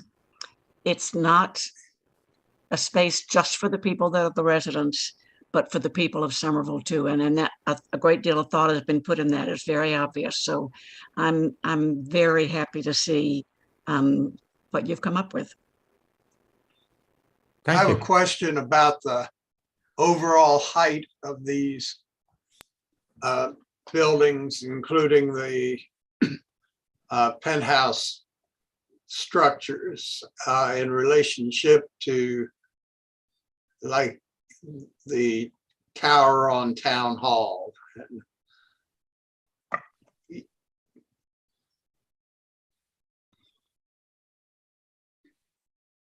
Well, so the tower on Town Hall, I think, is at 55. And of course, these buildings are a good block and a half away. Right. But they're definitely not taller than that tower. Yeah, that was kind of a artificial target we had over the years, was not building anything in the historic district taller than the tower on Town Hall. So,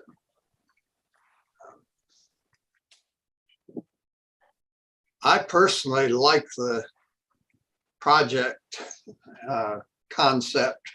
It looks very well put together to me.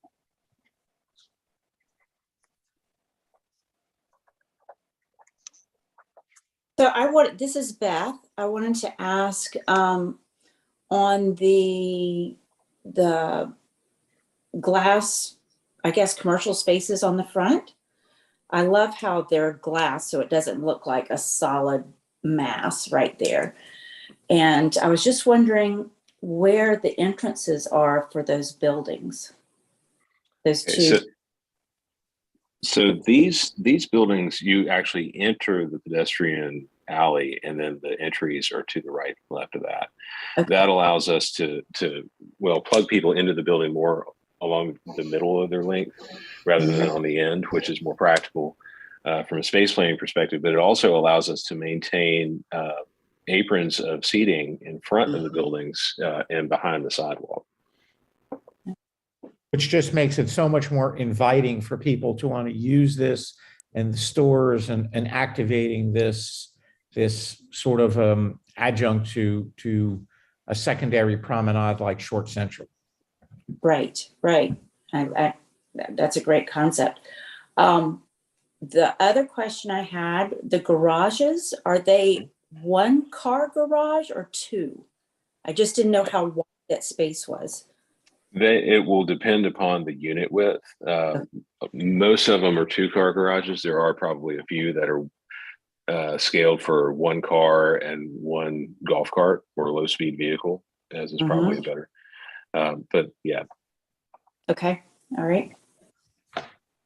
Yeah, the whole concept to me reminds me of the entry across from Macy's into Rockefeller Center Plaza, which is a positive comment. It's a kind of a mini version. I think it's great that you say that. I think that would have been a terrible way for me to lead, but I totally understand what you're doing. As the developer, we would like to get the rents of Rockefeller Center for the promenade, but I don't know we will. We'll try. I hope not. Yeah. I don't think we will.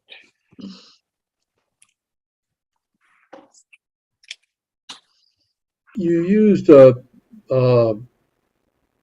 referenced early on when you were talking about that you had used the other buildings in town as your background for developing this.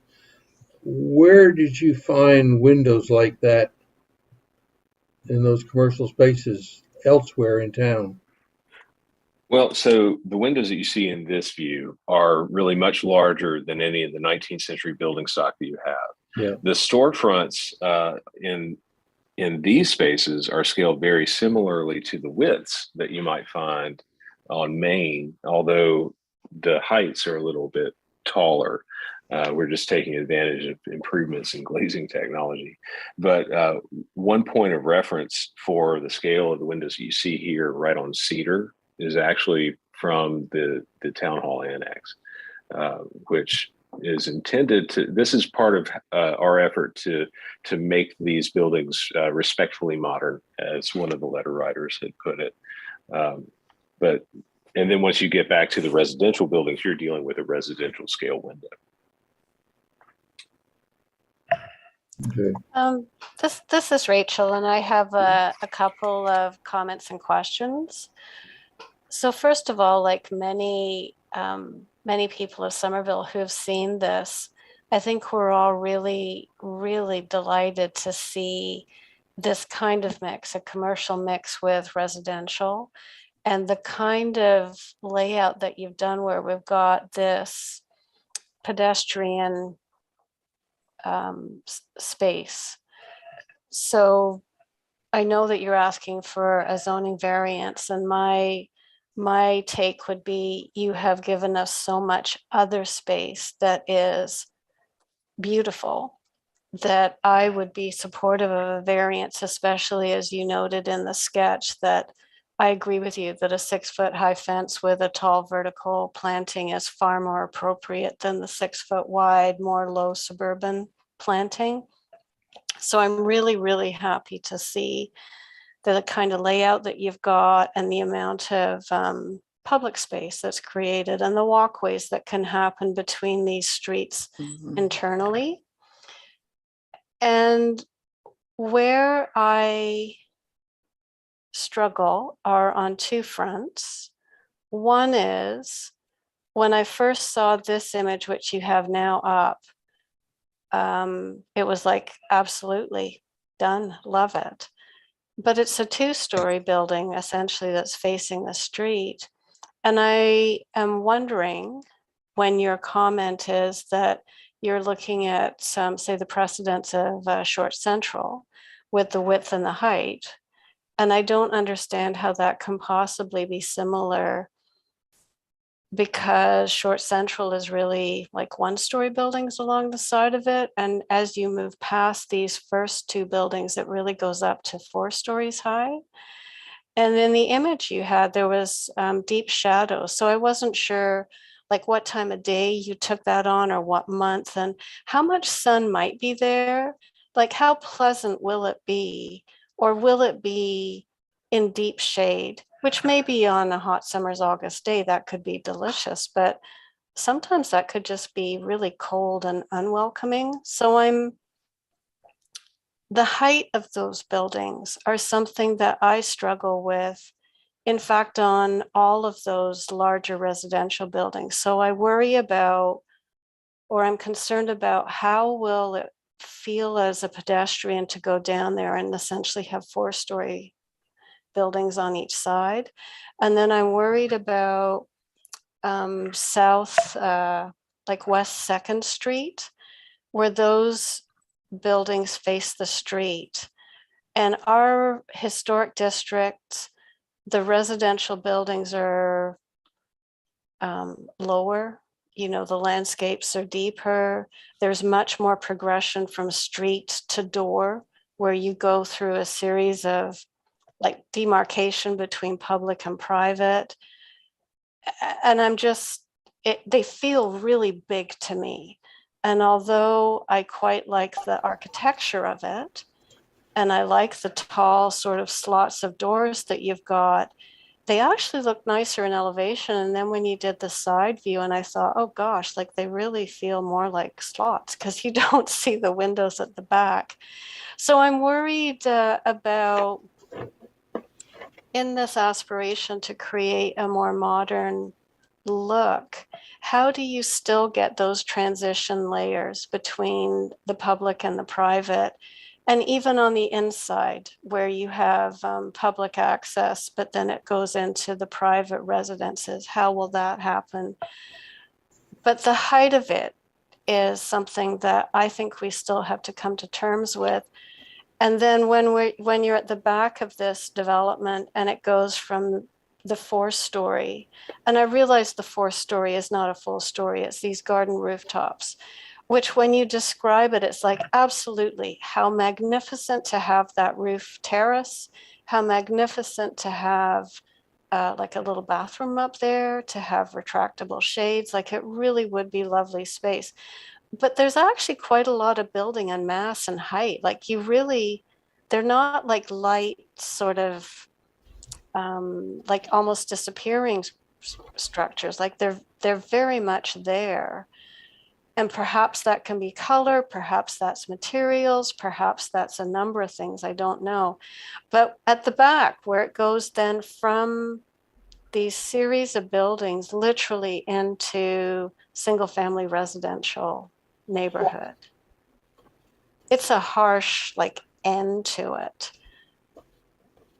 I'm not quite sure. I don't yet have the full images, like sort of what it might be like going down, like sort of the view back up Richardson, West Richardson, like what that might look like. But anyway, so I've rambled, but I'll turn it back to you to answer. Sure. So I think one of the issues that we have to resolve is that unlike a lot of other places, there's not a townhouse precedent that's sort of typical for Somerville, and we are aware of the height that we're working with, and by taking the rooftop appurtenances and pulling them back and making them smaller and making the awnings retractable, we're really trying to keep these from ever reading like a 4-story building, and we want them to read like 3-story buildings. And as you can see in the back in the distance or the background of this image, this is the effect we're looking for. We're trying to find a way to create a 3-story townhouse with a good proportion of height to width for each unit, right. and then a penthouse that's in the background that reads more like a lantern. As far as daylight getting into the interior. If I could just slightly interrupt. I 100% agree with you. So, but here we are, we're actually looking quite a long way down this pedestrian mall to that. If I'm on, West 2nd Street, I'm like right on the street. So it's a little different. But anyway, please carry on. Okay. The other thing that you mentioned about how daylight might penetrate these pedestrian spaces. It's true that this is a 2-story building, this is a 2-story building, but we're really talking about the proportion of that pedestrian space. It's not quite as wide as it is tall, but it's pretty close. And we think, and when this building steps back and becomes 3 stories, there actually is an additional 2 or 3 feet of width that you can see in the site plan to make up for that. And so we don't really have any innate concerns about these being alley-like or canyon-like spaces, just because we've studied this in section to the degree that we have. And I think, honestly, we want to make enough elbow room so that we can get some trees in there and have the sort of shade and shadow that really we need most of the year. You don't want some sort of permanently shaded alleyway, but I think a little bit of building shade is more than appropriate for our climate.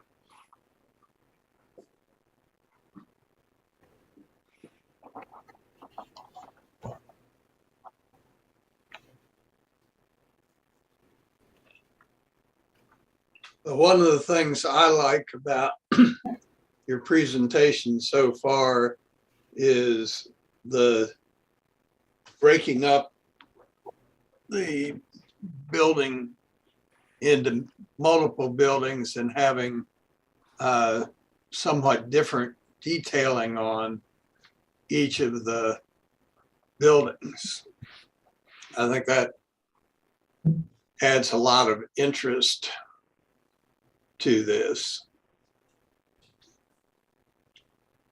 I would concur, David. I think that was a really good design strategy on how to use the site and create something.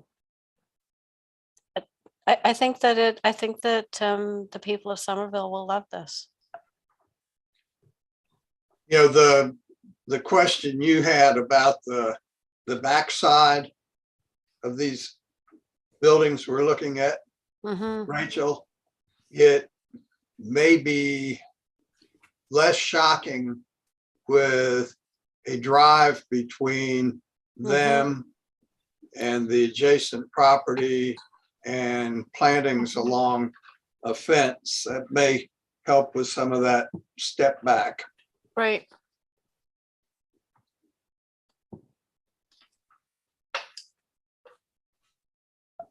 It's true. There is some setback, especially where you have diagonal parking, then the roadway, then the buildings.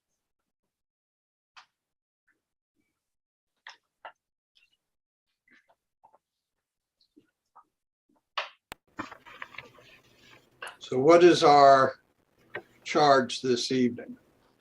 Just to receive this for information and say they were not horribly opposed to it? Or Well, David, I think one of the main things is to get out of the way is that buffer non-compliance, which Rachel has, kind of talked about a little. I don't know if any of the other members want to address that or have any other questions. But I think this is- her explanation of why a variance should be issued makes a great deal of sense. Mhm. So because this is Yeah. conceptual, I would say that would probably be the only thing you would vote on tonight is allowing that variance to the buffer requirement, the landscape buffer requirement. And then again, as always, because this is conceptual, you're not going to vote on the project, but providing any exhibits, I guess, that you might want to see in the next go around, specifically, so Jay and his team can address those the next time they come before the board. Okay, so Yeah. you're saying that we can authorize a variance for that aspect of things as the BAR? Yes.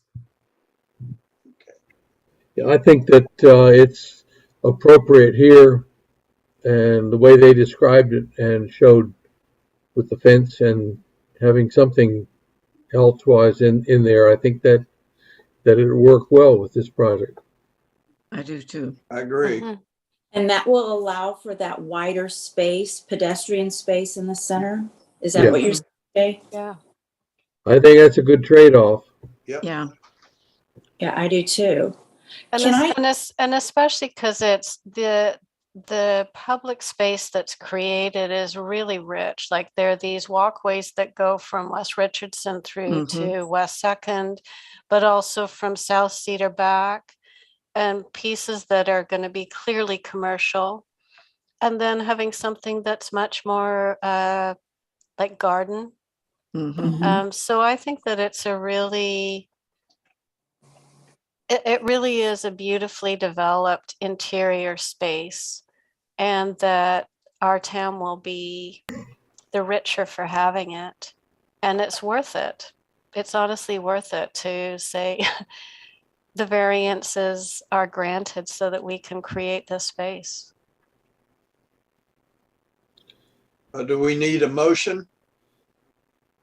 I expect Yes, we need please. one for the variance. Well, How do you want that worded, Becca? I mean, I think Rachel described it pretty well. Mhm. But a motion to approve, I guess, the reduction of the buffer landscape requirement would be sufficient. I will Dave? make that motion. Okay. I need a second. I'll I'll- second. Yeah, go for it. Go for it. I think we'd all second it, right? Yeah, I think so too. Amen. Do we really need to vote since everybody? We'll go ahead Technically, and take it. probably. Yeah, David, Yes, Beth, Yes. Rachel, Yes. Nancy Jane, Yes. and I vote yes also. So Amen. that's it. Can I Sure. ask, Ms. Beth, can I ask Jay one more question? Sure. I just wanted to, I know when we were dealing with other properties being proposed for this area, the citizens had a concern of coming out onto South Cedar Street, where they thought it was very dangerous to be given the option to turn left. You know what I mean? Does that make sense? They wanted Yeah. people to just be able to turn right and then turn right by the Lutheran church and then go around the block and get back out on Richardson. I didn't know if you had heard that or. I do vaguely remember that from previous proposals, which we've tried our hardest to put as far away from our minds as possible. But I don't think I'm alone in that. I think I'm not exactly sure, but I think that maybe some previous proposals have been more dependent upon vehicular ingress and egress from South Cedar. Right. We're really not. We do have a one-way drive that exits onto South Cedar, but it serves just a handful of residential properties and then golf carts. Like a squeeze out. Yeah, and we're definitely going to be working with the town engineering department on this sort of stuff. And Jeffrey, if I remember correctly, South Cedar is a DOT road, is it not? Yeah, and we don't see it. We don't see it going, left or right. Normally, a traffic pattern for this thing would probably just have a one-way pattern, as was suggested. But we would work hand in glove with TRC and town traffic management to make it sensible. And again, we don't see this as a high vehicle trip usage type of situation, especially from that one on South Cedar. Yeah, I just wanted to give you a heads up.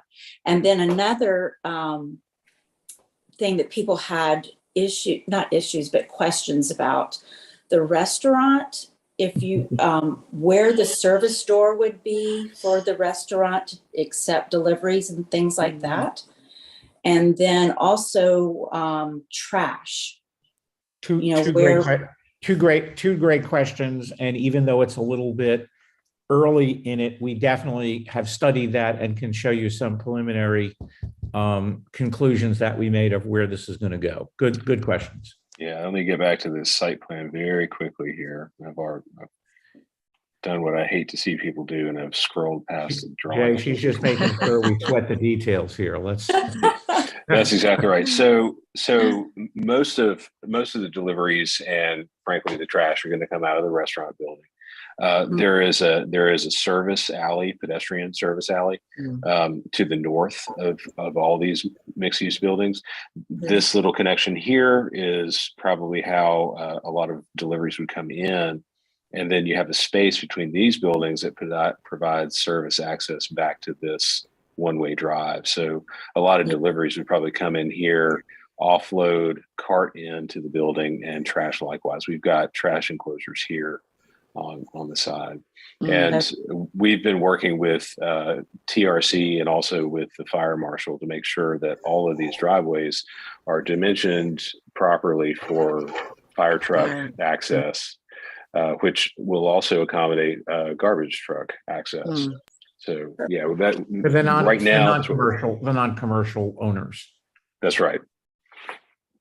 Okay, those were I remember those were issues, seemed to be big issues when we were talking last time. They are big issues if you forget to deal with them up front. They become big issues later. Yeah.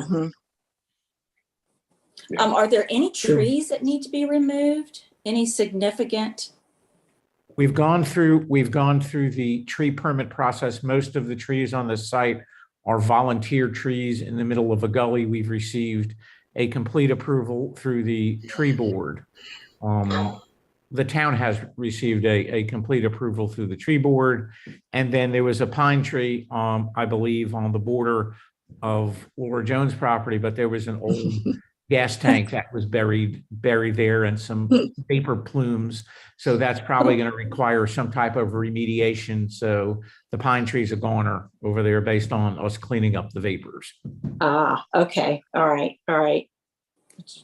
That's great. That's well.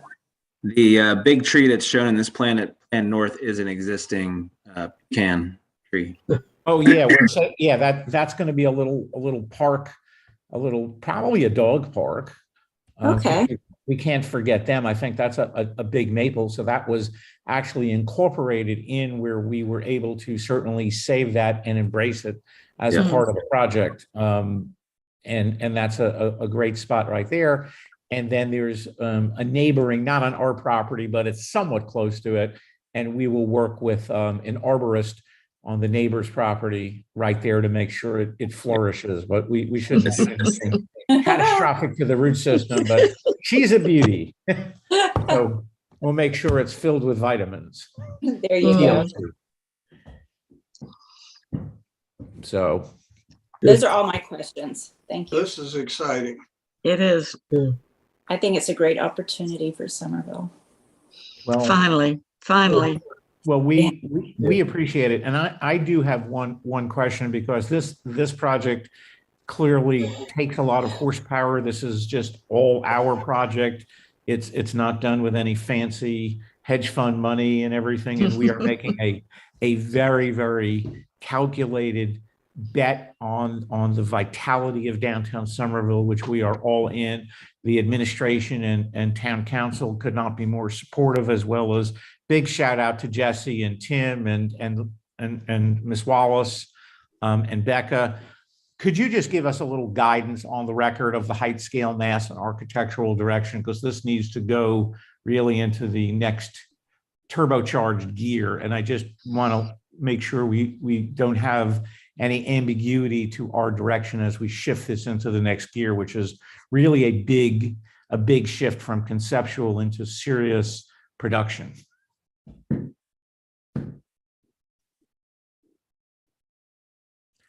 So I tossed that out to the board. So are you asking us to respond specifically to height, scale, mass? And architectural direction, yes.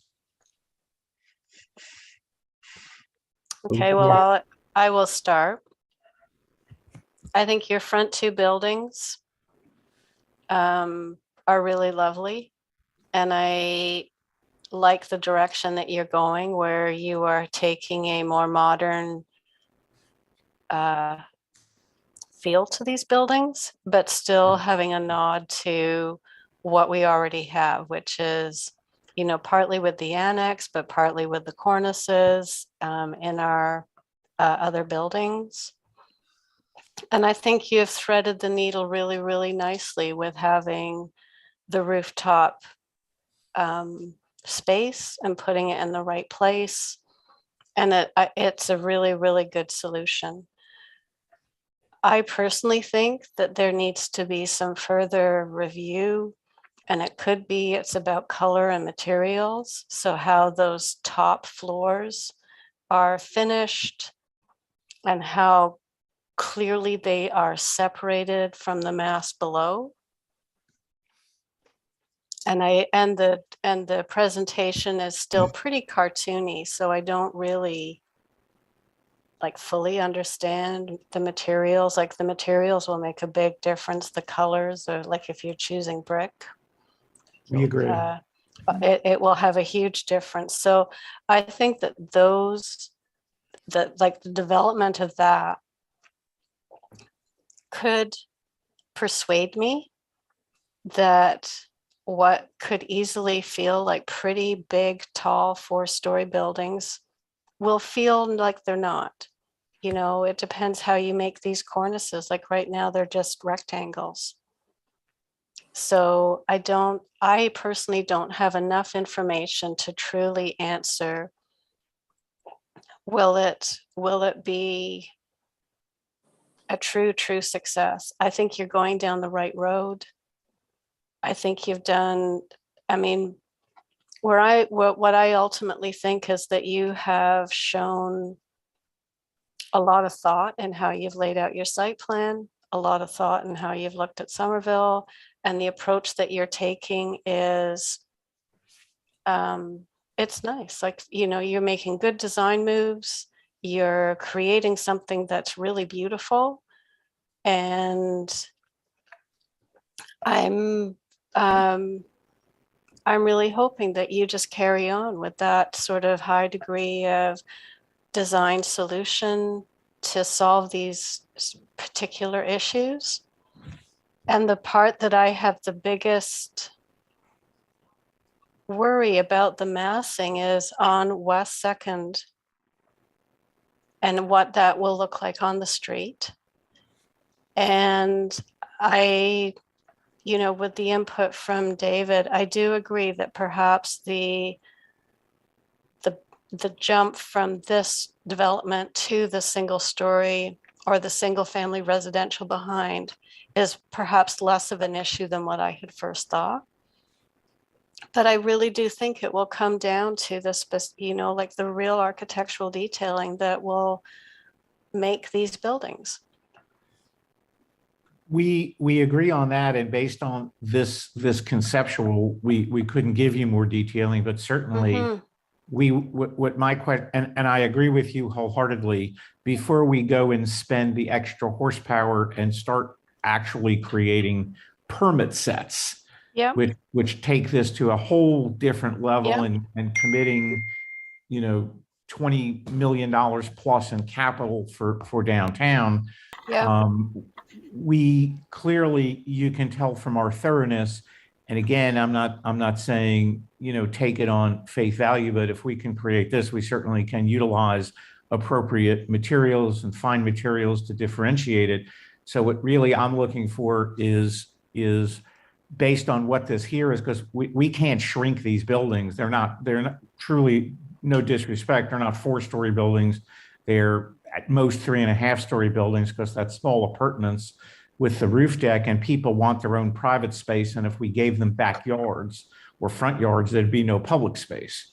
Right. So, from that perspective, what we're looking to do is, subject to giving you material palettes, different brick differentiations, more, brick courses, cornice treatments, things of that nature, appropriate windows that are of very substantial quality.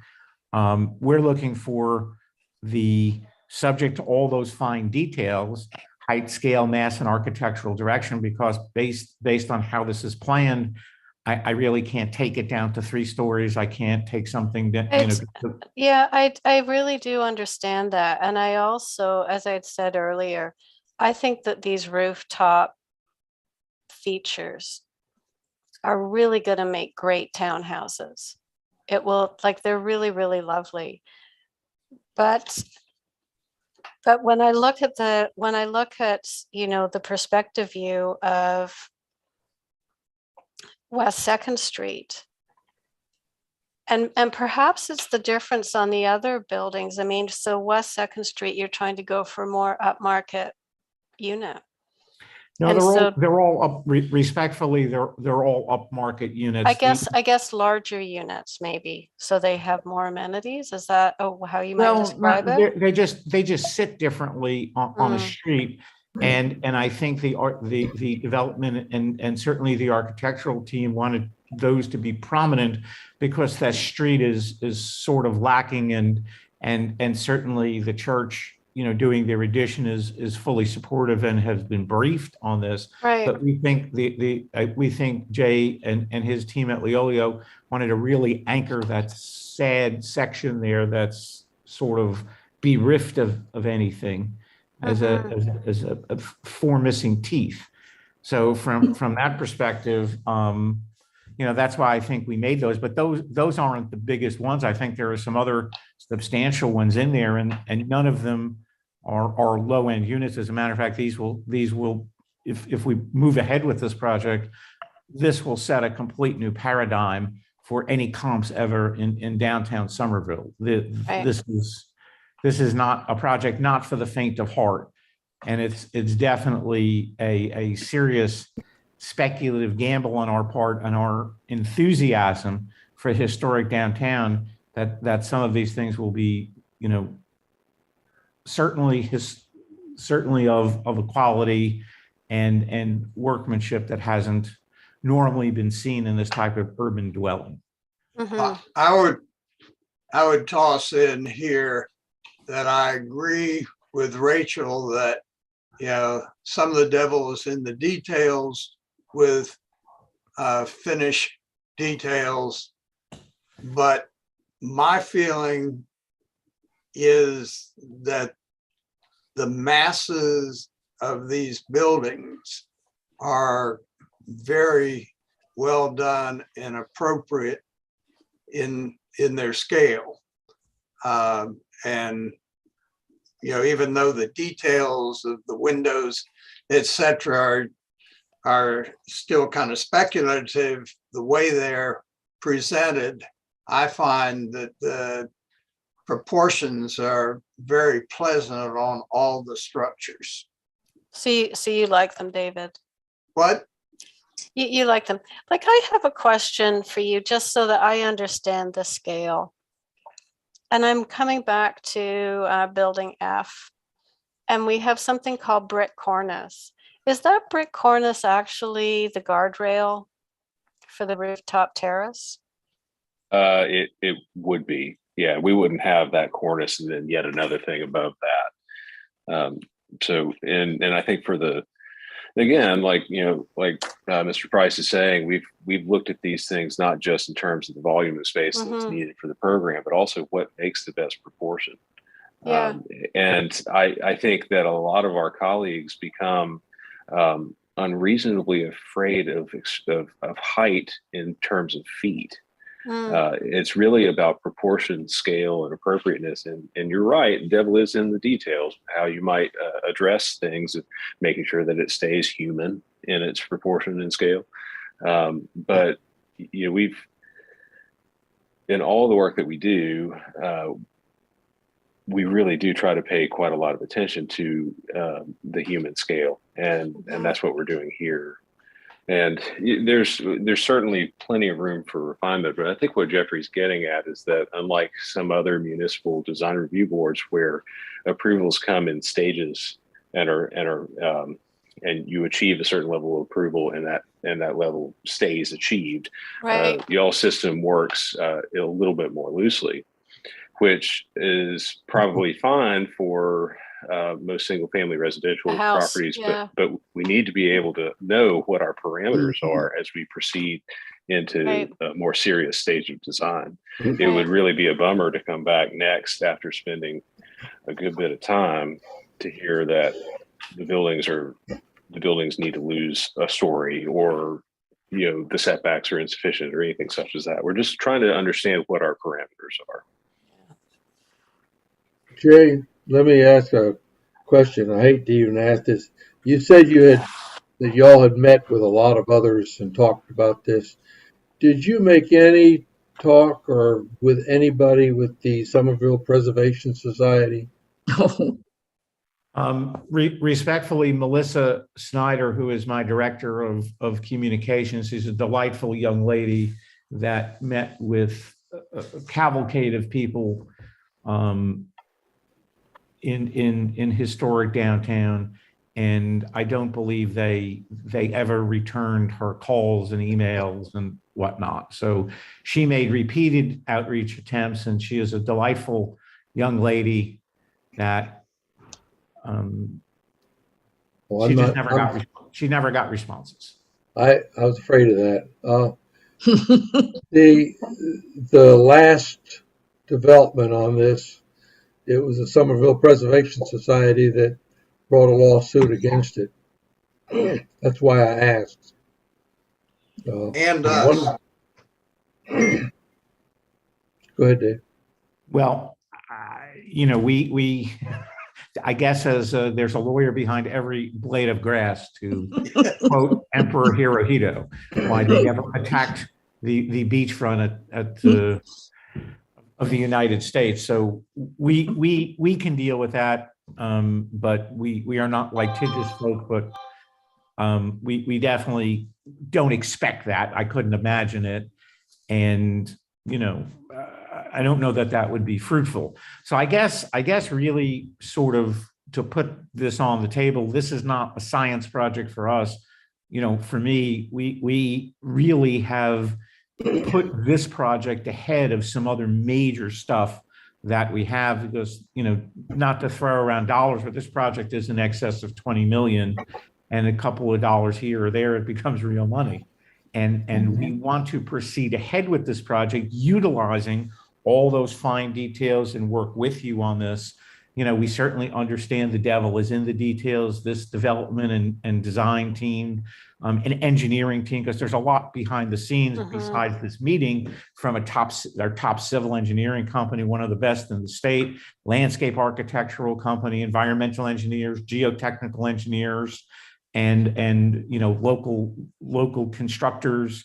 So this is a serious project, which we have to then spend a significant amount of time, money, and resources, and segregate this capital and put this ahead of another project, or a couple of other projects, because we want this to go. And we've been working hand in glove with Mayor Waring and the town council members, and I've presented multiple times to council, and everyone is thrilled with this project. And again, the devil's in the details, but if this board gives us guidance that they are happy with the height, scale, mass, and general architectural direction, with the devil being in the details, we can adopt that. But if the board wants to take sort of a straw poll on that and let us know how they feel on that, that would be very comforting for us to take it and move it to the goalposts. And if not, we understand, and I can speak to Lisa and GW and the mayor and see where we would go from there, and see what we can salvage. It just, the project will just slow down a little bit till we get a better comfort level. Hey, Jeff, I'm not, I think from listening to all the members of the board, I'd say that you've got a very clear agreement to go ahead. I mean, I don't think they would have gone as far as they have if they didn't think that. And I don't see anybody in the pictures here shaking their heads differently. So, I mean, we're glad for it. We like it. My only point of mentioning that was forewarned is forearmed. And, no, we certainly agree with the details. And I was really getting to some height issues, because, if the general massing of the buildings and the heights and the circulation of the building was problematic, we certainly understand, and we're building these buildings on spec. We think great architecture and great design sells. The downtown historic district deserves it. Something like this has never been tried before on this scale, and we have the experience and the horsepower and the team to pull it off. So I'm just saying that we can get you the details, and I know the devil is in that, and I have full confidence that it will be magnificent and everyone will be proud of it. And it will certainly propagate a tremendous, I don't want to say revitalization, because it's vital now. It's really cool. This just augments it and fills it in. But we just don't want to try to, unfortunately, get a surprise on heights and massing and the site plan or anything else, because we've worked so hard on this and it functions this way. So if you're saying that everyone is apparently comfortable with the height, scale, mass, and general direction with the devil and the details, we can adopt that to move forward.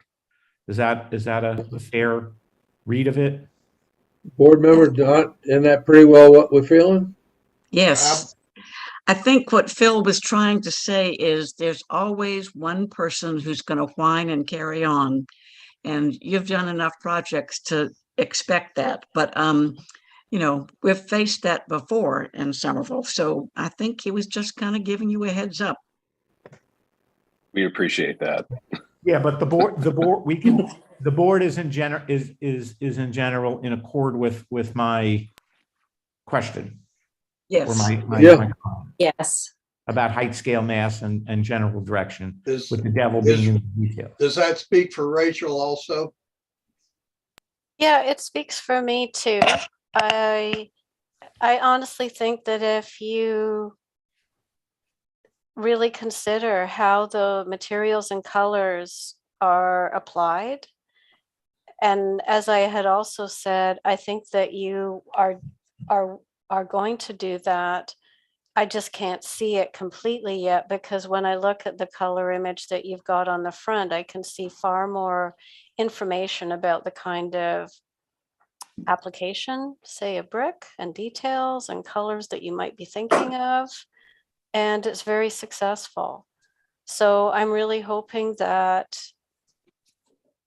you will carry on doing that, and that we're talking about tweaking and developing and as opposed to I am not saying you need to cut a story out or that you need to do something like that. I think that the amenities you've got are really great, and they're going to be good units, and it's going to be an asset to our town. but I do think that it will only be successful if those details are successful, and the materials that you pick, and how it all works. And if you don't do that, then it will look too big, too clunky, too much. We agree, and please take comfort in the fact that Mr. White and I separately and together, along with Patrick and the rest of this team, have great experience on doing non-clunky projects and spending Awesome. enormous amount of time, excruciating amounts of time, sweating details and minutia, because we are firm believers that good design, good architecture, good details, it's the whole package. And It's the we whole live package.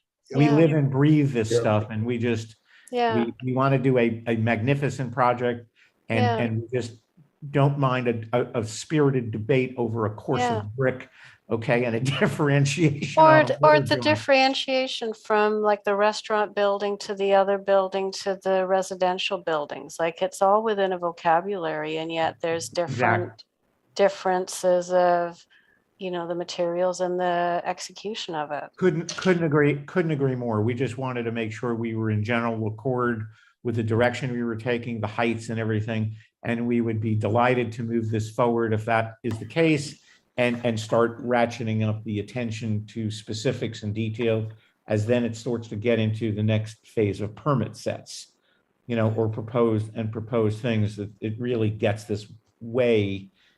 This sprouts then wings. Right now it's in the hatchery, and it's going to start to get legs and fly away. Well, Jeff, I think you've pretty well gotten the feel from us that we like what you're doing. Personally, I know well your organization, and it's the type of work that I would have expected y'all to submit to us. So I appreciate that. I'm looking forward to the next submittal. Thank you so much, and I really appreciate the time everyone has spent. And for us to be doing this project, we have a tremendous vote of confidence and such a positive outlook and trajectory for the town of Somerville, especially the downtown historic district. We are all in, or we would never be doing this type of project. So keep up the good work. And we exceedingly enjoy dealing with staff and the mayor's office and all of the town council members, and glad to meet you all on the BAR, and we hope to see you soon and be celebrating exquisitely good choices. Okay. Thank you. All All right. Y'all have a good Take evening. care. Thank you. Thank you. All right. Thank you all. Bye. Bye. All right. Well, that's exciting. Yes. Yeah. I think we really got something going there. I want to walk along second. I'm about to have a seizure here. Sorry. Okay, the next item on our schedule, according to Becca, is a BAR workshop meeting. Becca, you want to talk to us about it? Yeah, it'll just be some like procedural, like general housekeeping items that we would meet about just because typically, like right now, it's already past 8 o'clock, and I know you guys don't want to sit around and talk minutia. So my thought was keeping it on a Tuesday and meeting sooner rather than later. The next two Tuesdays that don't have conflicts with our town office space would be the 22nd and the 29th. So this would be in person. Yes, and that leads me to my next item, is that administration has asked that we start meeting in person again.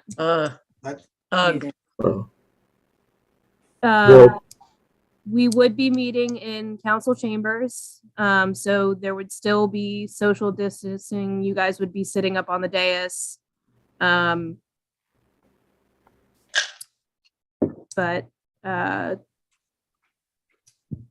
that is what I have been told to relay. If there are issues, you know, I know some of the committee members of other committees and council have called into meetings, and we've made it work with IT. So we can discuss that further if you guys want to mull it over and kind of give me your thoughts on that individually, that's fine. But we do need to start meeting in person again. Becca, I agree with you completely that we need to be face to face a little bit more than this is. But do you think that it would be possible for anyone that for some reason or other couldn't meet in person could still do a Zoom meeting while everybody else is meeting in person? It's definitely possible. I'm just going to need to talk logistics with IT, and then obviously, you know, my bosses, you know, to make sure that I'm not telling you that we can do that and we can't. I know in certain situations, you know, if someone had been exposed to COVID, you know, certain health reasons, you know, I'll just have to kind of get that feedback from y'all individually of your comfort level. We don't need to discuss it right this minute. But if, like I said, you want to take some time to mull it over and, you know, email me your concerns if you have them. If you don't care either way, that's fine. But this is what I've been asked to relay to y'all. So obviously I don't mind meeting from home because I don't have to go back into the office, but I think from a health perspective that it's far safer for us to meet in chambers than in that little room that we've been meeting in, which was kind of closed and confined. Yes. And those of us who want to continue wearing masks and do so, God help us if everybody comes back from spring break with a new variant. Now that everybody everywhere wants to drop mask mandates and stuff, but we'll wait and see. well, you know, I understand. And like I said, if everyone, you know, who has concerns can email me at least at some point, you know, this evening or tomorrow, just so I can understand where each of you are coming from.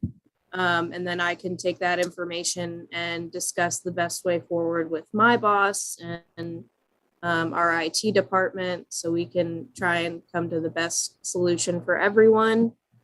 But that being said, in addition to that, could you, each of you, just let me know if the 22nd or the 29th would work for you?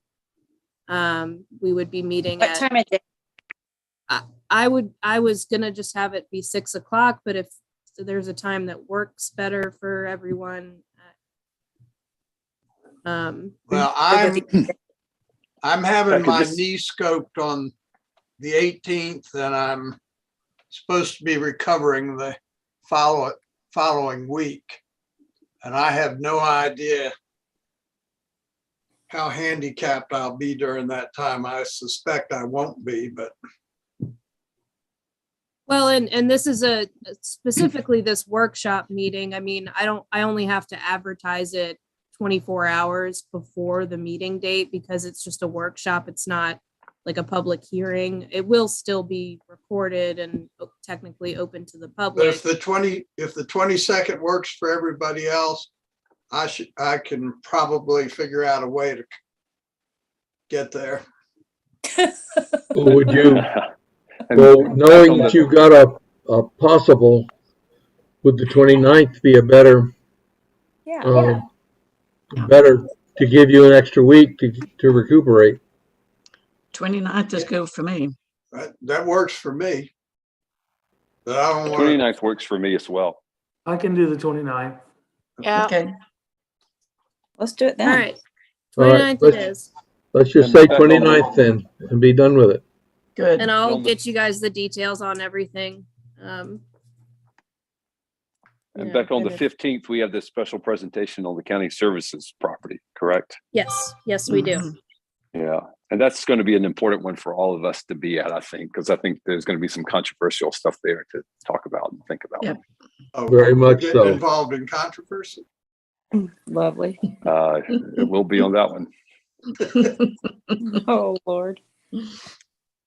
All right, Oh. well, that is all I had.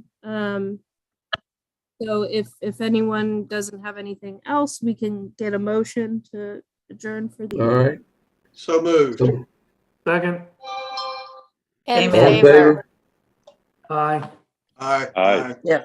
We'll see y'all on happy Shrove Tuesday and with Ash Wednesday being tomorrow.